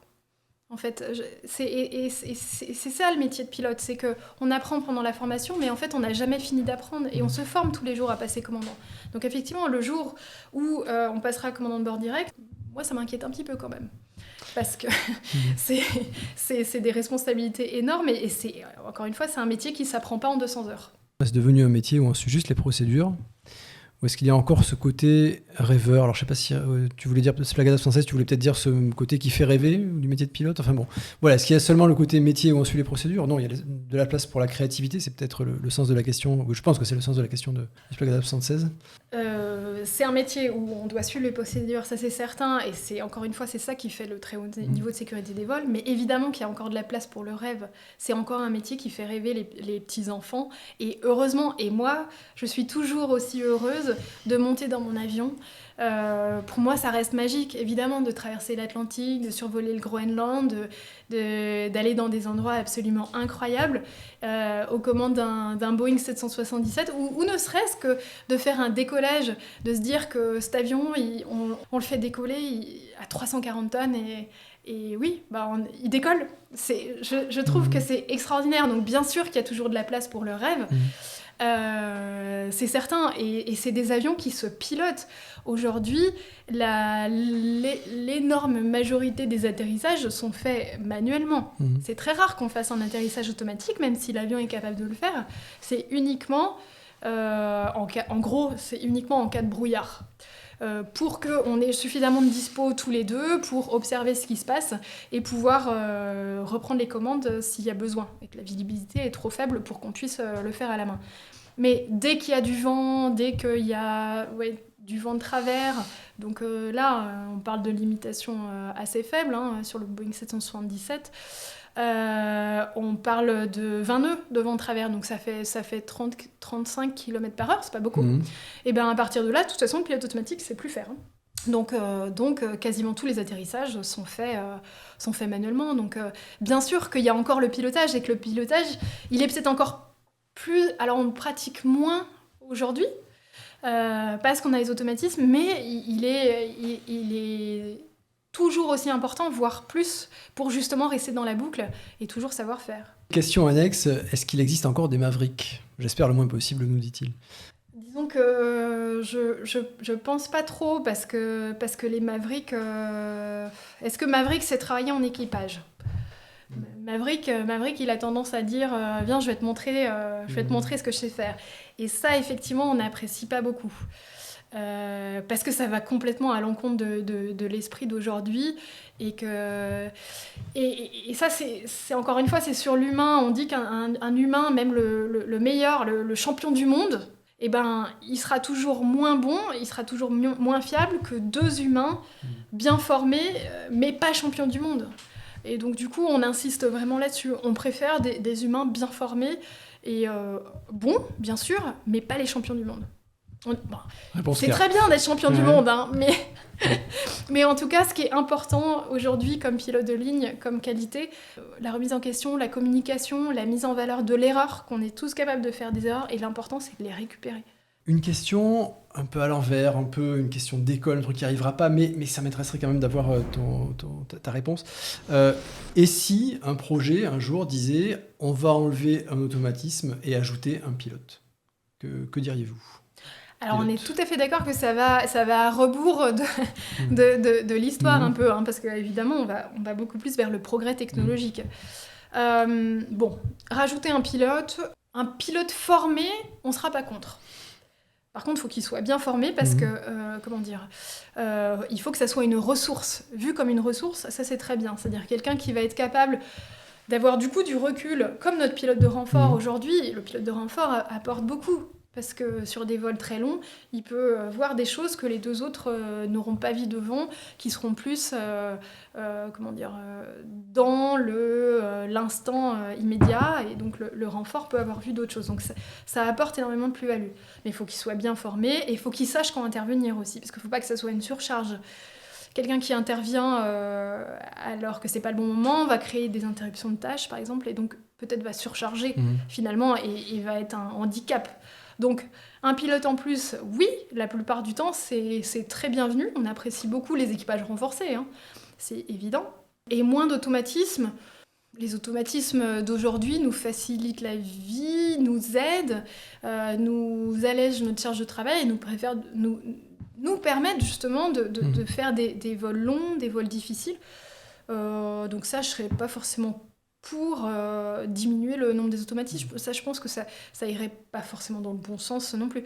Maintenant, à bord, ce que j'apprécie aujourd'hui, c'est que nous sommes capables d'adapter notre niveau d'automatisme. C'est-à-dire qu'ils sont là, mais on va de manière assez régulière déconnecter le pilote automatique, déconnecter le directeur de vol ou l'automanette, par exemple, pour justement pouvoir piloter l'avion. Pardon, l'automanette, c'est ce qui gère automatiquement la poussée des moteurs. Exactement, c'est l'automatisme qui va gérer la poussée. D'accord. Et donc vous les déconnectez dans certains cas où il faut piloter en manuel ou c'est pas qu'il faut, c'est qu'on va décider de le faire pour continuer de s'entraîner. Alors pour ça, on va d'abord prendre en compte le contexte et on va en parler à notre collègue avant de le faire. C'est-à-dire qu'on va dire qu'est-ce que tu en penses ? Comment tu te sens aujourd'hui ? Est-ce que ça te va ? Pourquoi ? C'est parce que si on diminue le niveau d'automatisme, on va demander à notre collègue pilote monitoring une charge de travail plus importante parce qu'il va falloir qu'il surveille davantage notre pilotage, même s'il aurait surveillé le pilote automatique. Donc voilà, c'est ça qui va être intéressant. Je trouve, c'est que les automatismes soient là, mais que le pilote ait la main là-dessus pour décider du niveau approprié au moment voulu. Et si un télépilote au sol aidait plusieurs avions, aider un télépilote au sol serait en charge de plusieurs avions en vol. Alors, a priori, dans le projet MCO, sur long courrier, ça serait pas le cas. Par contre, il est possible que ça soit mis en place sur le projet du SPO, Single Pilot Operation, sur moyen courrier, puisqu'on partirait seul. Donc ça serait même inhérent au projet, effectivement, parce qu'il y a un risque beaucoup trop important d'incapacité du seul pilote restant. Et donc, effectivement, il faudrait, dans ce projet-là, inévitablement, il faudrait qu'il y ait un super dispatcher au sol qui puisse reprendre les commandes ou participer à la décision, tout ça. Ce qui nous gêne là-dedans, il y a plusieurs choses. D'une part, en cas de situation d'urgence, il faudrait que ce pilote, déjà, on lui définisse le contexte. Donc, est-ce que ça prendrait pas d'abord plus de temps de lui expliquer le contexte pour qu'ils comprennent bien ce qui se passe. Parce que par exemple, quand on a une panne, une des premières choses qu'on fait, même si c'est une panne urgente, on va se dire entre nous, est-ce que tu confirmes la panne ? Est-ce que tu es d'accord ? C'est bien une panne moteur qu'on a. C'est pas une panne moteur doublée d'un... par exemple, il y avait un accident de Southwest, là, où ils s'en sont très bien sortis, où il y a eu une panne moteur, donc le moteur a explosé et qui a du coup créé une dépressurisation. Donc là, quelle est la priorité ? De quoi il faut qu'on s'occupe d'abord ? On va gérer les priorités. Et ça, c'est en équipage qu'on va le dire. Tu confirmes la panne ? Ok, sur quoi on se met d'abord ? On va définir ça.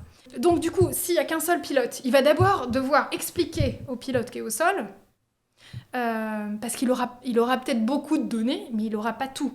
Parce qu'il n'a pas peut-être l'odeur, peut-être sur le smoke, s'il y a de la fumée. Il a peut-être pas le bruit. Et donc il y a tout cet aspect-là, ça va mettre déjà du temps de le mettre dans la boucle. Des secondes qui sont précieuses en cas d'urgence. Voilà. Donc peut-être trop tard. Ensuite, ce qui fait aussi que la sécurité des vols est excellente, c'est que bien sûr qu'on est formé, mais c'est aussi qu'on est concerné. On est à bord. Donc on veut sauver nos passagers, mais on veut aussi sauver nous. Enfin, je suis désolée, mais c'est quand même le cas aussi. Donc on est très impliqué là-dedans. Quelqu'un qui est au sol, ça peut poser question. Est-ce qu'il va avoir autant d'applications ? Est-ce qu'il va comprendre la situation ? On se demande. Et il y a un autre aspect de tout ça. C'est bien sûr l'aspect cybersécurité, terrorisme. C'est-à-dire qu'à partir du moment où on met un lien entre l'avion, dont on pourrait reprendre les commandes, et le sol, eh bien, on ajoute aussi un maillon faible, dont on peut prendre le contrôle. Pourquoi pas ? Et comment pourra-t-on... est-ce qu'on pourra dire que aucun système n'est à 100% fiable ? Donc est-ce qu'on ne pourrait pas imaginer qu'un avion, qu'on reprenne les commandes d'un avion ? Alors à échelle, dans le futur, mais pourquoi pas ? Si, à partir du moment où on a mis une liaison dans l'avion, ce qui n'est pas du tout le cas aujourd'hui, qu'on soit bien D'accord. clair. Les absolument pas le cas. informations qui arrivent au pilote sur, par exemple, les observations satellites pour la météo, ou des prévisions météo, elles lui arrivent si c'est Par Wi-Fi. Voilà, par satellite. Sur un iPad, par exemple, sur une tablette, Exactement. mais qui n'a rien à voir, qui est complètement séparé des systèmes de vol de l'avion. Tout à fait. On parle de deux choses totalement Aujourd'hui, ça séparées. serait de la science-fiction, ça. Il n'y a pas de lien. Il y a pas de lien entre les systèmes de gestion de vol et l'avionique et l'internet ouvert. Exactement. Exactement. Et donc, si on fait le parallèle à ce qui se passe aujourd'hui sur du spoofing GPS... Donc le piratage du GPS. Voilà, le piratage GPS, on voit bien que ça pourrait être un risque important. La cybersécurité, ça va être un point crucial des années à venir. Donc on rajoute une faille dans le système. Je voulais revenir sur un point que tu as évoqué tout à l'heure. Un pilote de plus, c'est toujours apprécié dans le cockpit. Je l'ai modulé, ça, oui, justement. Oui, tout à fait. Faut que ça soit formé. voilà. Est-ce qu'on peut revenir sur cet incident? Alors, je ne sais pas si c'était catégorisé comme un incident grave ou un accident. En tout cas, c'était... je crois que c'était en 2009 aussi, d'ailleurs, ou 2010. Vous allez nous rappeler le chat, c'est le QF32. Donc, ce vol de la compagnie Qantas, compagnie australienne, un vol qui était en direction de Singapour ou qui revenait de Singapour. Je ne sais plus très bien si vous saurez nous rappeler les circonstances. En tout cas, ils sont posés à Singapour. J'arrive plus à me souvenir quelle était leur destination. Alors, le chat va nous aider, je le sens. Toujours est-il qu'il s'est trouvé que le nombre de pilotes dans le cockpit était bien supérieur à 2. Exactement. Et que ça les a beaucoup aidés. Alors, ils étaient combien dans le cockpit? Alors, à ma connaissance, ils étaient 5 à ce moment-là, parce que il y avait 1 ou 2 pilotes qui étaient contrôlés, et donc il y avait un examinateur et il y avait le superviseur de l'examinateur, parce que l'examinateur était aussi en formation. Donc a priori ils étaient 5.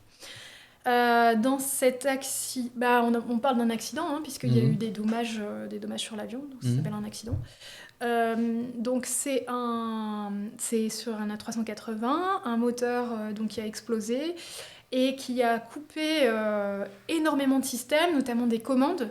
Donc la conséquence, c'est que l'avion était très difficile à piloter, avec des commandes très réduites. Donc c'est les débris du moteur qui, projetés à grande vitesse, ont sectionné des lignes. Ce qui n'est pas censé arriver, puisqu'il y a de la certification sur les réacteurs. Normalement, une explosion, ça doit être contenu. Mais bon, voilà, ça peut arriver.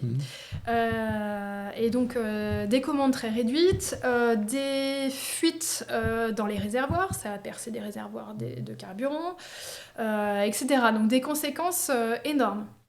Sur la 380, il y a des checklists électroniques. Se sont affichées en face de l'équipage à peu près une centaine de checklists non normales.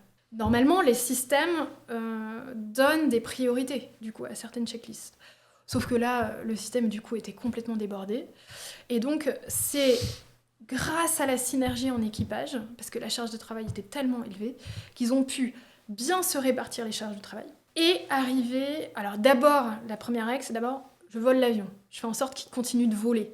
Donc la trajectoire, mon assiette, ma poussée, qu'est-ce que je peux faire? Qu'est-ce que j'arrive à faire? Donc c'est ça qui s'est passé en premier. Donc ça, c'est le pilot flying avec les autres qui vont l'aider. Et ensuite, comment on va essayer de sécuriser l'avion, essayer de récupérer les systèmes qu'on peut. Et bien là, c'est grâce à l'expertise des pilotes, à leur synergie, qu'ils ont pu prioriser les checklists. Hiérarchiser parce que la hiérarchie était mauvaise. Pareil, qu'ils ont pu aussi éliminer des checklists. Parce qu'en l'occurrence, il y a eu une checklist qui leur proposait de transférer du carburant, qui demandait à transférer du carburant dans un réservoir qui en fait fuyait. Donc s'ils avaient suivi la checklist, ils auraient aggravé fortement la panne.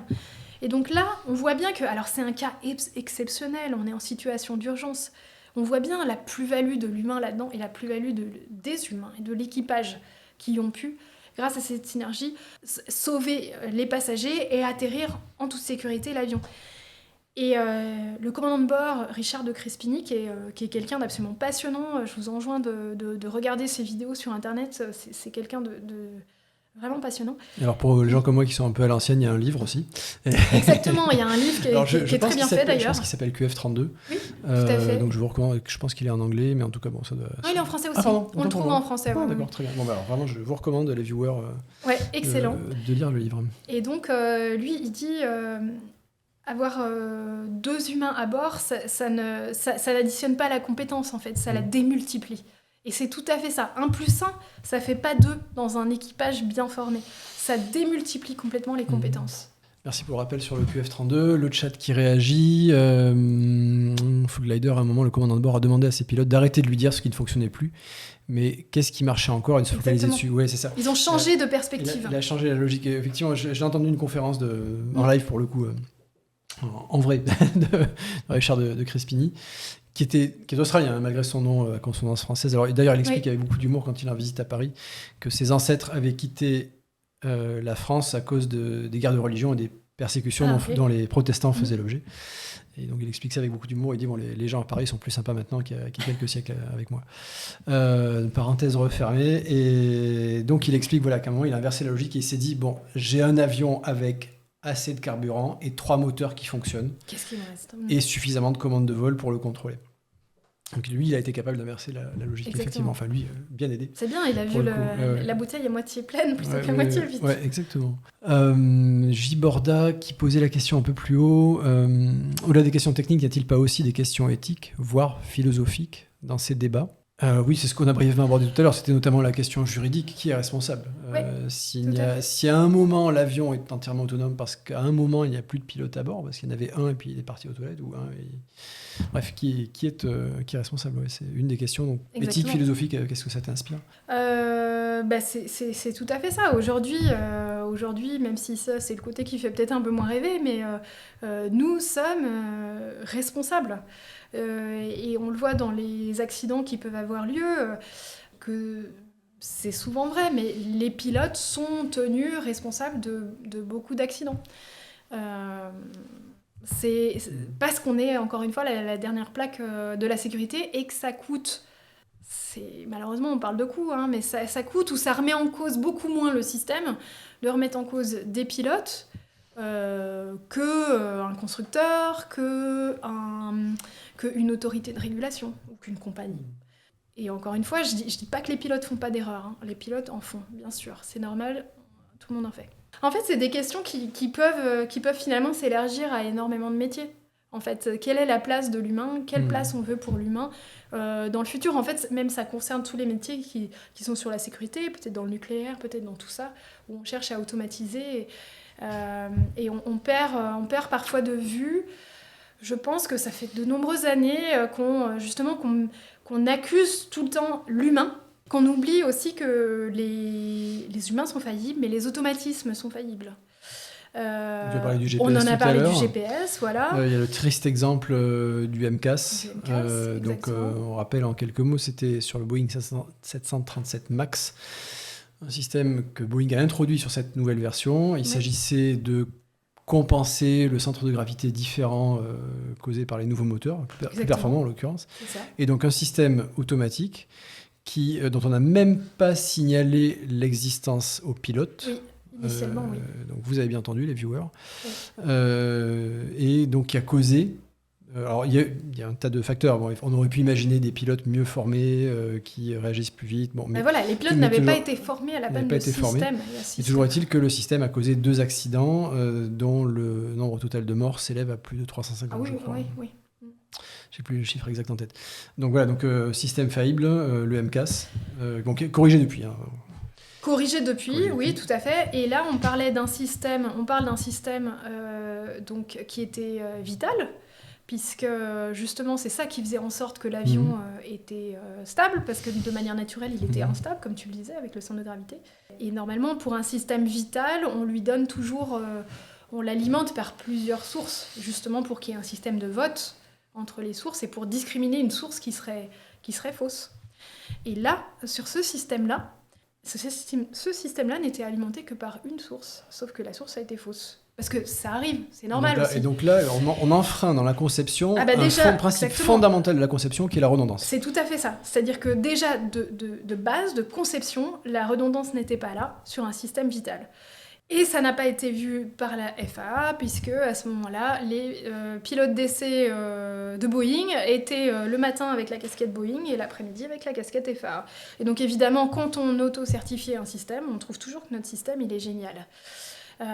Donc c'est là où l'importance d'une autorité pour contrôler, pour vérifier ce que font les différents acteurs, et c'est tout à fait normal. Est-ce que tu as d'autres... Enfin, c'est déjà pas mal, mais est-ce qu'on a d'autres exemples d'automatisme faillible ? Oui, tout à fait. Alors même de manière générale... Un seul, parce qu'il nous reste environ un quart d'heure. Oui, juste déjà un chiffre, parce que c'est important de mettre le pendant des 60% d'erreurs humaines. Il y a une étude de la FAA... Ah oui, alors là, je voulais t'en parler. Qui dit que les automatismes ont eu un comportement inattendu, voire inexpliqué, que ce soit de la part des pilotes ou de la part inexpliquée de la part des ingénieurs ensuite qui ont étudié l'accident, dans 46% des accidents. Donc on parle de près de la moitié des accidents et 60% des incidents. Donc presque la moitié des accidents ont pu avoir une des causes pour lesquelles un automatisme a eu un comportement inexpliqué ou inattendu, donc un bug en fait. Alors l'étude suggère effectivement que c'est peut-être un bug, c'est quelque chose qui ne devrait pas arriver de la part de l'automatisme. Quand on lit l'étude, on peut se dire aussi qu'une meilleure formation des pilotes aurait pu leur permettre d'expliquer le comportement de l'automatisme ou de s'attendre à ce comportement. Alors, s'ils sont au courant, oui, ce qui n'était pas le cas dans le MCAS. Et effectivement, il me semble que je l'ai mentionné aussi tout à l'heure, notre avis, c'est que plus il y a des systèmes complexes, plus l'automatisme est complexe et plus en fait le besoin de formation est important pour que justement les pilotes comprennent ce qu'il y a derrière et soient capables de le déconnecter s'il y a un problème et de rattraper et de revenir à la base, de savoir justement rattraper tout ça. Tout à fait. Oui, je voulais revenir sur revenir brièvement sur J-Borda qui mentionne plus proche de nous, un A380 a perdu un moteur au-dessus de l'Atlantique. Le travail en équipage a bien fonctionné effectivement. C'était en 2017 au-dessus du Groenland, un 380 d'Air France et travail en équipage qui a bien fonctionné. Y compris avec le personnel de cabine, puisque la gestion des 500 à peu près passagers s'est révélée clé par la suite. Alors, d'abord, c'est toujours mieux d'avoir des passagers calmes que des passagers agités. Et ensuite, l'avion ayant dû rester longtemps au sol, pour diverses raisons de sécurité, sur l'aéroport de déroutement où il s'était posé, à Goose Bay, c'est au Canada, hein, c'est ça ? Oui, c'est à Terre-Neuve, oui, c'est ça. Donc il a dû rester longtemps au sol, et là la gestion des passagers qui doivent rester longtemps dans l'avion au sol, ça a été une des performances clés, si je puis le dire ainsi, de l'équipage de cabine. Voilà, et c'est pour ça qu'on est... On est très heureux d'avoir aussi notre personnel de cabine bien formé et qui est capable de réagir en cas d'urgence, qui gère la cabine. Des projets éventuels de plus grande automatisation chez Boeing, plus grande automatisation ou réduction du nombre d'équipages, on n'en a pas entendu parler récemment chez Boeing. Disons que Boeing est beaucoup moins en pointe là-dessus, déjà parce qu'ils ont d'autres chats à fouetter en ce moment. Ils ont quand même pas mal de soucis à gérer. Ils ont eu avec le 737 MAX, avec le 787, etc. Donc effectivement, ils sont pas tellement en pointe là-dessus. Ce qui n'est pas forcément beaucoup plus rassurant, parce que Boeing a l'air de plutôt se diriger vers un avion sans pilote, en fait. Donc on s'y intéresse aussi. Donc. Parce qu'évidemment, c'est pour les mêmes raisons qu'on serait contre... Sur le Falcon 10X dont nous parlions tout à l'heure, donc cet avion d'affaires en cours de mise au point chez Dassault, il y aura un bouton, je pense qu'on peut l'appeler comme ça, Auto Recovery, donc récupération automatique de l'avion. Donc si j'ai bien compris, c'est un bouton qui permettra à l'équipage, en cas de ce qu'on appelle d'attitude inusuelle, donc si l'avion a une trop grande inclinaison, s'il est trop cabré, ou si même le pilote ne sait plus, dans certaines circonstances, ne sait plus exactement dans quelle position est l'avion. Oui. Il appuie et l'avion va se retrouver en vol en palier. Vol en palier, bref, dans des conditions tout à fait standards et faciles, si je puis dire, plus faciles. C'est un système qui existe, qui n'est pas encore certifié sur cet avion d'affaires, qui sera un gros avion d'affaires, qui est déjà certifié sur un hélicoptère qui s'appelle l'Airbus H160. D'accord. Qu'en penses-tu ? Eh bien, pareil. C'est que si ça permet d'améliorer la sécurité des vols et d'aider les pilotes, eh bien, très bien. Mais par contre, ça n'enlèvera pas le fait qu'un pilote doit être formé à récupérer les situations inusuelles aussi. Et ça, on le fait... moi, j'ai moi-même été instructeur en voltige à l'École nationale de l'aviation civile, où je m'occupais justement de ça. C'est-à-dire que c'était la formation de pilotage pour récupérer les positions inusuelles. Pour nous, les pilotes, de manière générale, c'est indispensable. de savoir faire ça. Parce que ce système, très bien, mais et s'il marche pas ? Ou s'il a une mauvaise information et tout ? Et ben du coup, les pilotes sont là pour aussi... encore une fois, c'est la redondance qui va faire en sorte que la sécurité va être excellente. Là, c'est plutôt un système pensé dans le sens inverse. C'est vraiment si les pilotes n'ont plus les moyens physiques ou cognitifs de contrôler, c'est un système de secours de dernier recours. Pourquoi pas ? Mais encore une fois, il faut que les pilotes, pour que ce soit acceptable, il faut que les pilotes puissent le déconnecter. Parce que, encore une fois, tout système est faillible. Et ce système-là est aussi faillible. Et donc, on pourrait imaginer que ce système se mette d'un coup à faire n'importe quoi. Et donc, il faut que les pilotes puissent reprendre les commandes si besoin. Comme on le fait justement sur les cas de brouillage GPS et tout ça. On peut déconnecter en croisière, dans des zones connues, etc., dans un cas très précis. L'avertisseur de proximité du sol, alors qui enlève pas toutes les alarmes. Les alarmes pures et dures, on les garde. Mais on peut pouvoir le déconnecter pour dire, là, je suis en zone de brouillage, ça va me dire n'importe quoi. Donc, on peut le déconnecter dans ce laps de temps bien précis. Quid de l'intelligence artificielle ? Est-ce qu'un jour, on peut imaginer qu'elle aide les pilotes et alors, je pense en particulier au programme de démonstration de Dragonfly, auquel nous faisions allusion chez Airbus assez récemment. Le programme, alors je ne sais plus si c'est Dragonfly ou Atoll. Non, ça doit être Atoll. Ça devait être le programme précédent, Atoll. Ouais. Donc, il s'agissait d'atterrissage, roulage et décollage automatique. Il y a notamment une ou des caméras capable de reconnaître une piste et de reconnaître les marquages au sol de la piste, donc pour suivre l'axe de la piste, tout simplement. Qui dit reconnaissance d'image, dit apprentissage, dit donc intelligence artificielle. Tu me corriges, ou le chat me corrige si je me trompe, mais c'est ce que j'ai compris. Oui, bien sûr. Et donc là, est-ce qu'on peut dire que l'intelligence artificielle, un jour, pourra aider les pilotes ? Alors là, tu viens de donner un exemple, mais je souhaiterais quand même redéfinir ce que c'est que l'intelligence artificielle, parce qu'aujourd'hui, c'est un mot, une expression qui est très fourre-tout, et on a tendance à y mettre des sens très différents dedans. L'intelligence artificielle, soit on parle de super-automatisme ou de super-algorithme. Donc là, dans ce cas-là, c'est en gros un ordinateur qui a une énorme puissance de calcul, mais ça ne reste qu'un algorithme. Aujourd'hui, on en est là. Et le projet même d'Airbus dans l'EMCO, ça reste là. Ensuite, il y a l'intelligence artificielle qui serait, à mon avis, qui est le vrai sens de l'intelligence artificielle. C'est ce que tu décris, c'est dans le sens apprentissage, puis peut-être prise de décision. Ça serait plutôt le deep learning. On n'en est pas là dans le projet de l'EMCO. L'apprentissage, d'accord, mais qu'est-ce qu'on en fait ? Donc ça veut dire prise de décision. Donc là, ça pose d'énormes questions éthiques. Parce que qui est le commandant de bord ? Premièrement, c'est la première question. C'est toujours l'humain ou c'est l'intelligence artificielle ? Il risque d'y avoir un conflit. D'ailleurs, c'est pour ça qu'on ne programme pas de commandant de bord en général. En Europe, par exemple. Il y a toujours un commandant de bord et plusieurs copilotes. Parce qu'il faut un chef, c'est important. Pour la synergie, c'est beaucoup plus facile à gérer. Qui aurait la responsabilité ? Et ensuite, il y a un deuxième aspect. Alors, c'est lié, en fait, c'est beaucoup plus général. Il y a une étude qui a été faite par rapport à l'implémentation de la voiture autonome. C'est un dilemme qui date des années 60, un dilemme de psychologie qui s'appelle le dilemme du tramway. En gros, on a un scénario, on a un tramway qui est lancé à pleine vitesse sur des rails et qui a une panne de frein. Il n'arrive plus à freiner. Et donc, si on le laisse continuer comme ça, il va tuer 5 personnes. Si on décide de réorienter sa trajectoire avec un aiguillage, là, on va l'orienter sur des rails et il va tuer qu'une seule personne. Qu'est-ce qu'on fait ? Parce qu'en fait, c'est de ça dont on parle. Si on met en place un vrai deep learning, donc l'intelligence artificielle dans le vrai sens, avec de l'apprentissage et de la décision, en fait, on va parler là, on va aller jusque-là, c'est-à-dire en cas d'urgence, qui décide ? Et donc, on va décider de la vie et de la mort, en fait, des passagers.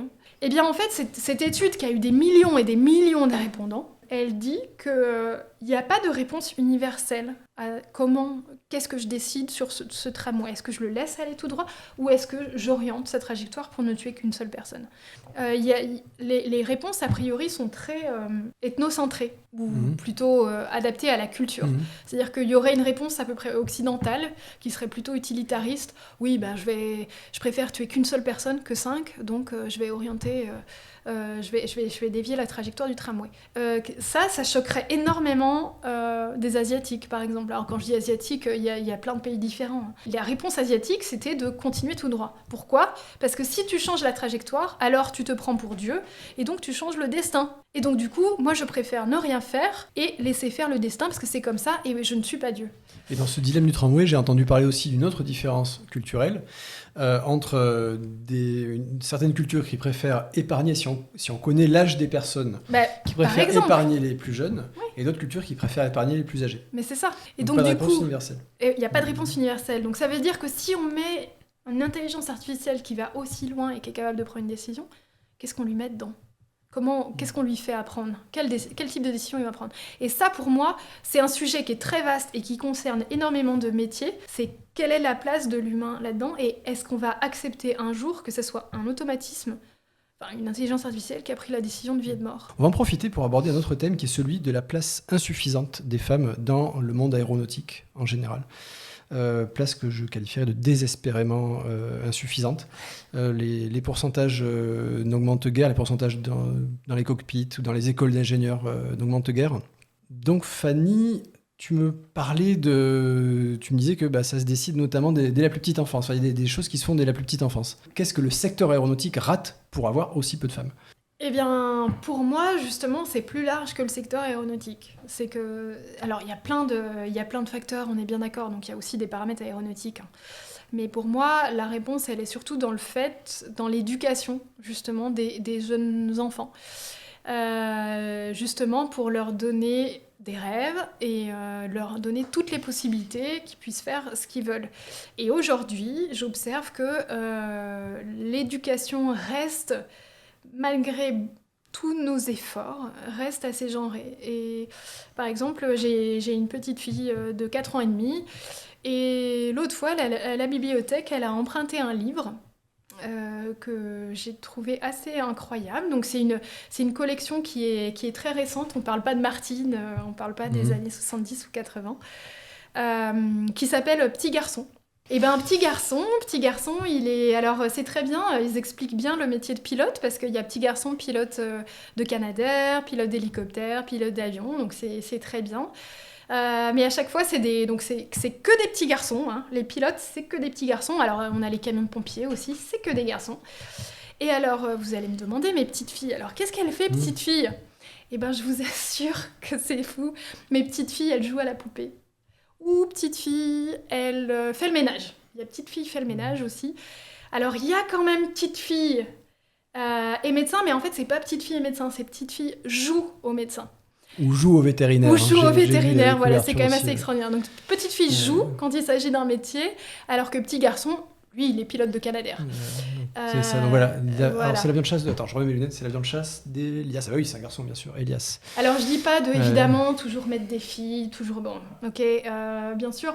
Mais là, ça me semble quand même être quelque chose de très cloisonnant, de très... voilà, même on pourrait utiliser le mot discriminant, parce que du coup une petite fille va pas s'identifier en fait à ces personnages-là, et du coup c'est juste pour avoir une réflexion plus large sur l'éducation de manière générale. Ça veut pas dire que les petites filles elles doivent pas être féminines et les petits garçons peuvent faire des choses féminines ou masculines, voilà, et qu'elles trouvent leur chemin où bon leur semble. Parce que les métiers d'aujourd'hui sont accessibles, que ce soit aux petites filles ou aux petits garçons. Voilà. Et encore une fois, les filles au lycée ont largement d'aussi bonnes notes, voire meilleures en moyenne que les garçons. Tout à fait. Et je suis tombée sur un chiffre d'ailleurs très récent là, de l'Observatoire de l'égalité homme-femme qui dit qu'il y a 74% des femmes qui n'imaginent même pas faire une carrière scientifique ou technique. Ils n'ont même pas imaginé ça. Et ça pose question, en fait. Alors, peut-être qu'il y a un attrait aussi, hein, qu'il y a moins d'attrait, je sais pas. Mais en tout cas, qu'on donne cette possibilité-là, d'imaginer ça. Et pourquoi tu serais pas pilote ? Pourquoi pas ? Et qu'on parle pas seulement de... Et pourquoi tu serais pas infirmière ou hôtesse de l'air ? C'est très bien hôtesse de l'air, c'est très bien infirmière. Mais il y a aussi tous ces autres métiers. Il existe aussi une association, alors rafraîchis-moi la mémoire ou peut-être le chat, une association pour promouvoir le métier de pilote chez les femmes. Oui, tout à fait. Le nom m'échappe, mais ça existe. Euh, L'association internationale, hein, je veux dire, le nom est en anglais. Oui, bien sûr. Alors, déjà, dans notre syndicat, la réunion des syndicats internationaux. Women in Aviation, c'est ça? Alors, Ça dit quelque peut-être, chose? Ouais. mais il y a aussi au niveau de... Donc, la réunion des syndicats internationaux, ça s'appelle l'IFALPA. Donc, c'est une fédération de syndicats. C'est la fédération de tous les syndicats. Donc, on se réunit au moins une fois par an et ça permet de discuter entre des pilotes du monde entier. C'est super intéressant. Justement, notamment de problèmes comme ça sur l'EMCO, qui sont des problèmes qui vont concerner les pilotes du monde entier. Et donc, à l'intérieur de l'IFALPA, il y a eu un groupe qui s'appelle le Female Pilot Working Group, par exemple. Donc le groupe de travail des femmes... Sur les femmes pilotes, qui vont réfléchir de manière plus large aux questions de parentalité dans le métier de pilote ou aux questions de famille, qui ne devraient pas être restreintes aux femmes d'ailleurs, hein, parce que en fait, les questions de famille ou de parentalité, ça devrait être si tu poses la question femme, à quelqu'un, comment tu fais pour tes enfants, il faut que tu la poses aussi bien aux Exactement, femmes, que ce soit pour les hommes ou pour les femmes. D'autres réactions, J. Borda, dans votre famille, votre petite fille est le plus bel exemple, puisque c'est vraiment un pilote de ligne, merci J. Borda. Elle m'a dit, alors Splagada qui continue, elle m'a dit qu'à la NASA, le staff arrivait quasi à parité. Oh, alors ça c'est une bonne nouvelle. Bon, pas encore sur les métiers techniques hardcore, mais ça c'est une bonne nouvelle. Je sais que l'ESA aussi, donc l'équivalent européen de la NASA, donc l'Agence spatiale européenne, est plutôt en progression et avec des pourcentages corrects, pas encore à parité, mais pourcentage d'amélioration est plutôt supérieur à la moyenne de l'aérospatiale. Donc là, je parlais de l'Agence spatiale européenne. Oui. Un immense merci, Fanny, de nous avoir accepté l'invitation, de nous avoir accompagné toute cette émission, d'avoir répondu au chat toute cette émission. Un immense merci les viewers pour vos réactions, vos questions, vos interrogations partagées, vos échanges. Donc merci encore. On se retrouve le 2 juillet à Montélimar pour la dernière émission de la saison et puis on vous tiendra au courant pour la rentrée. Merci beaucoup à tous et merci encore à Martin.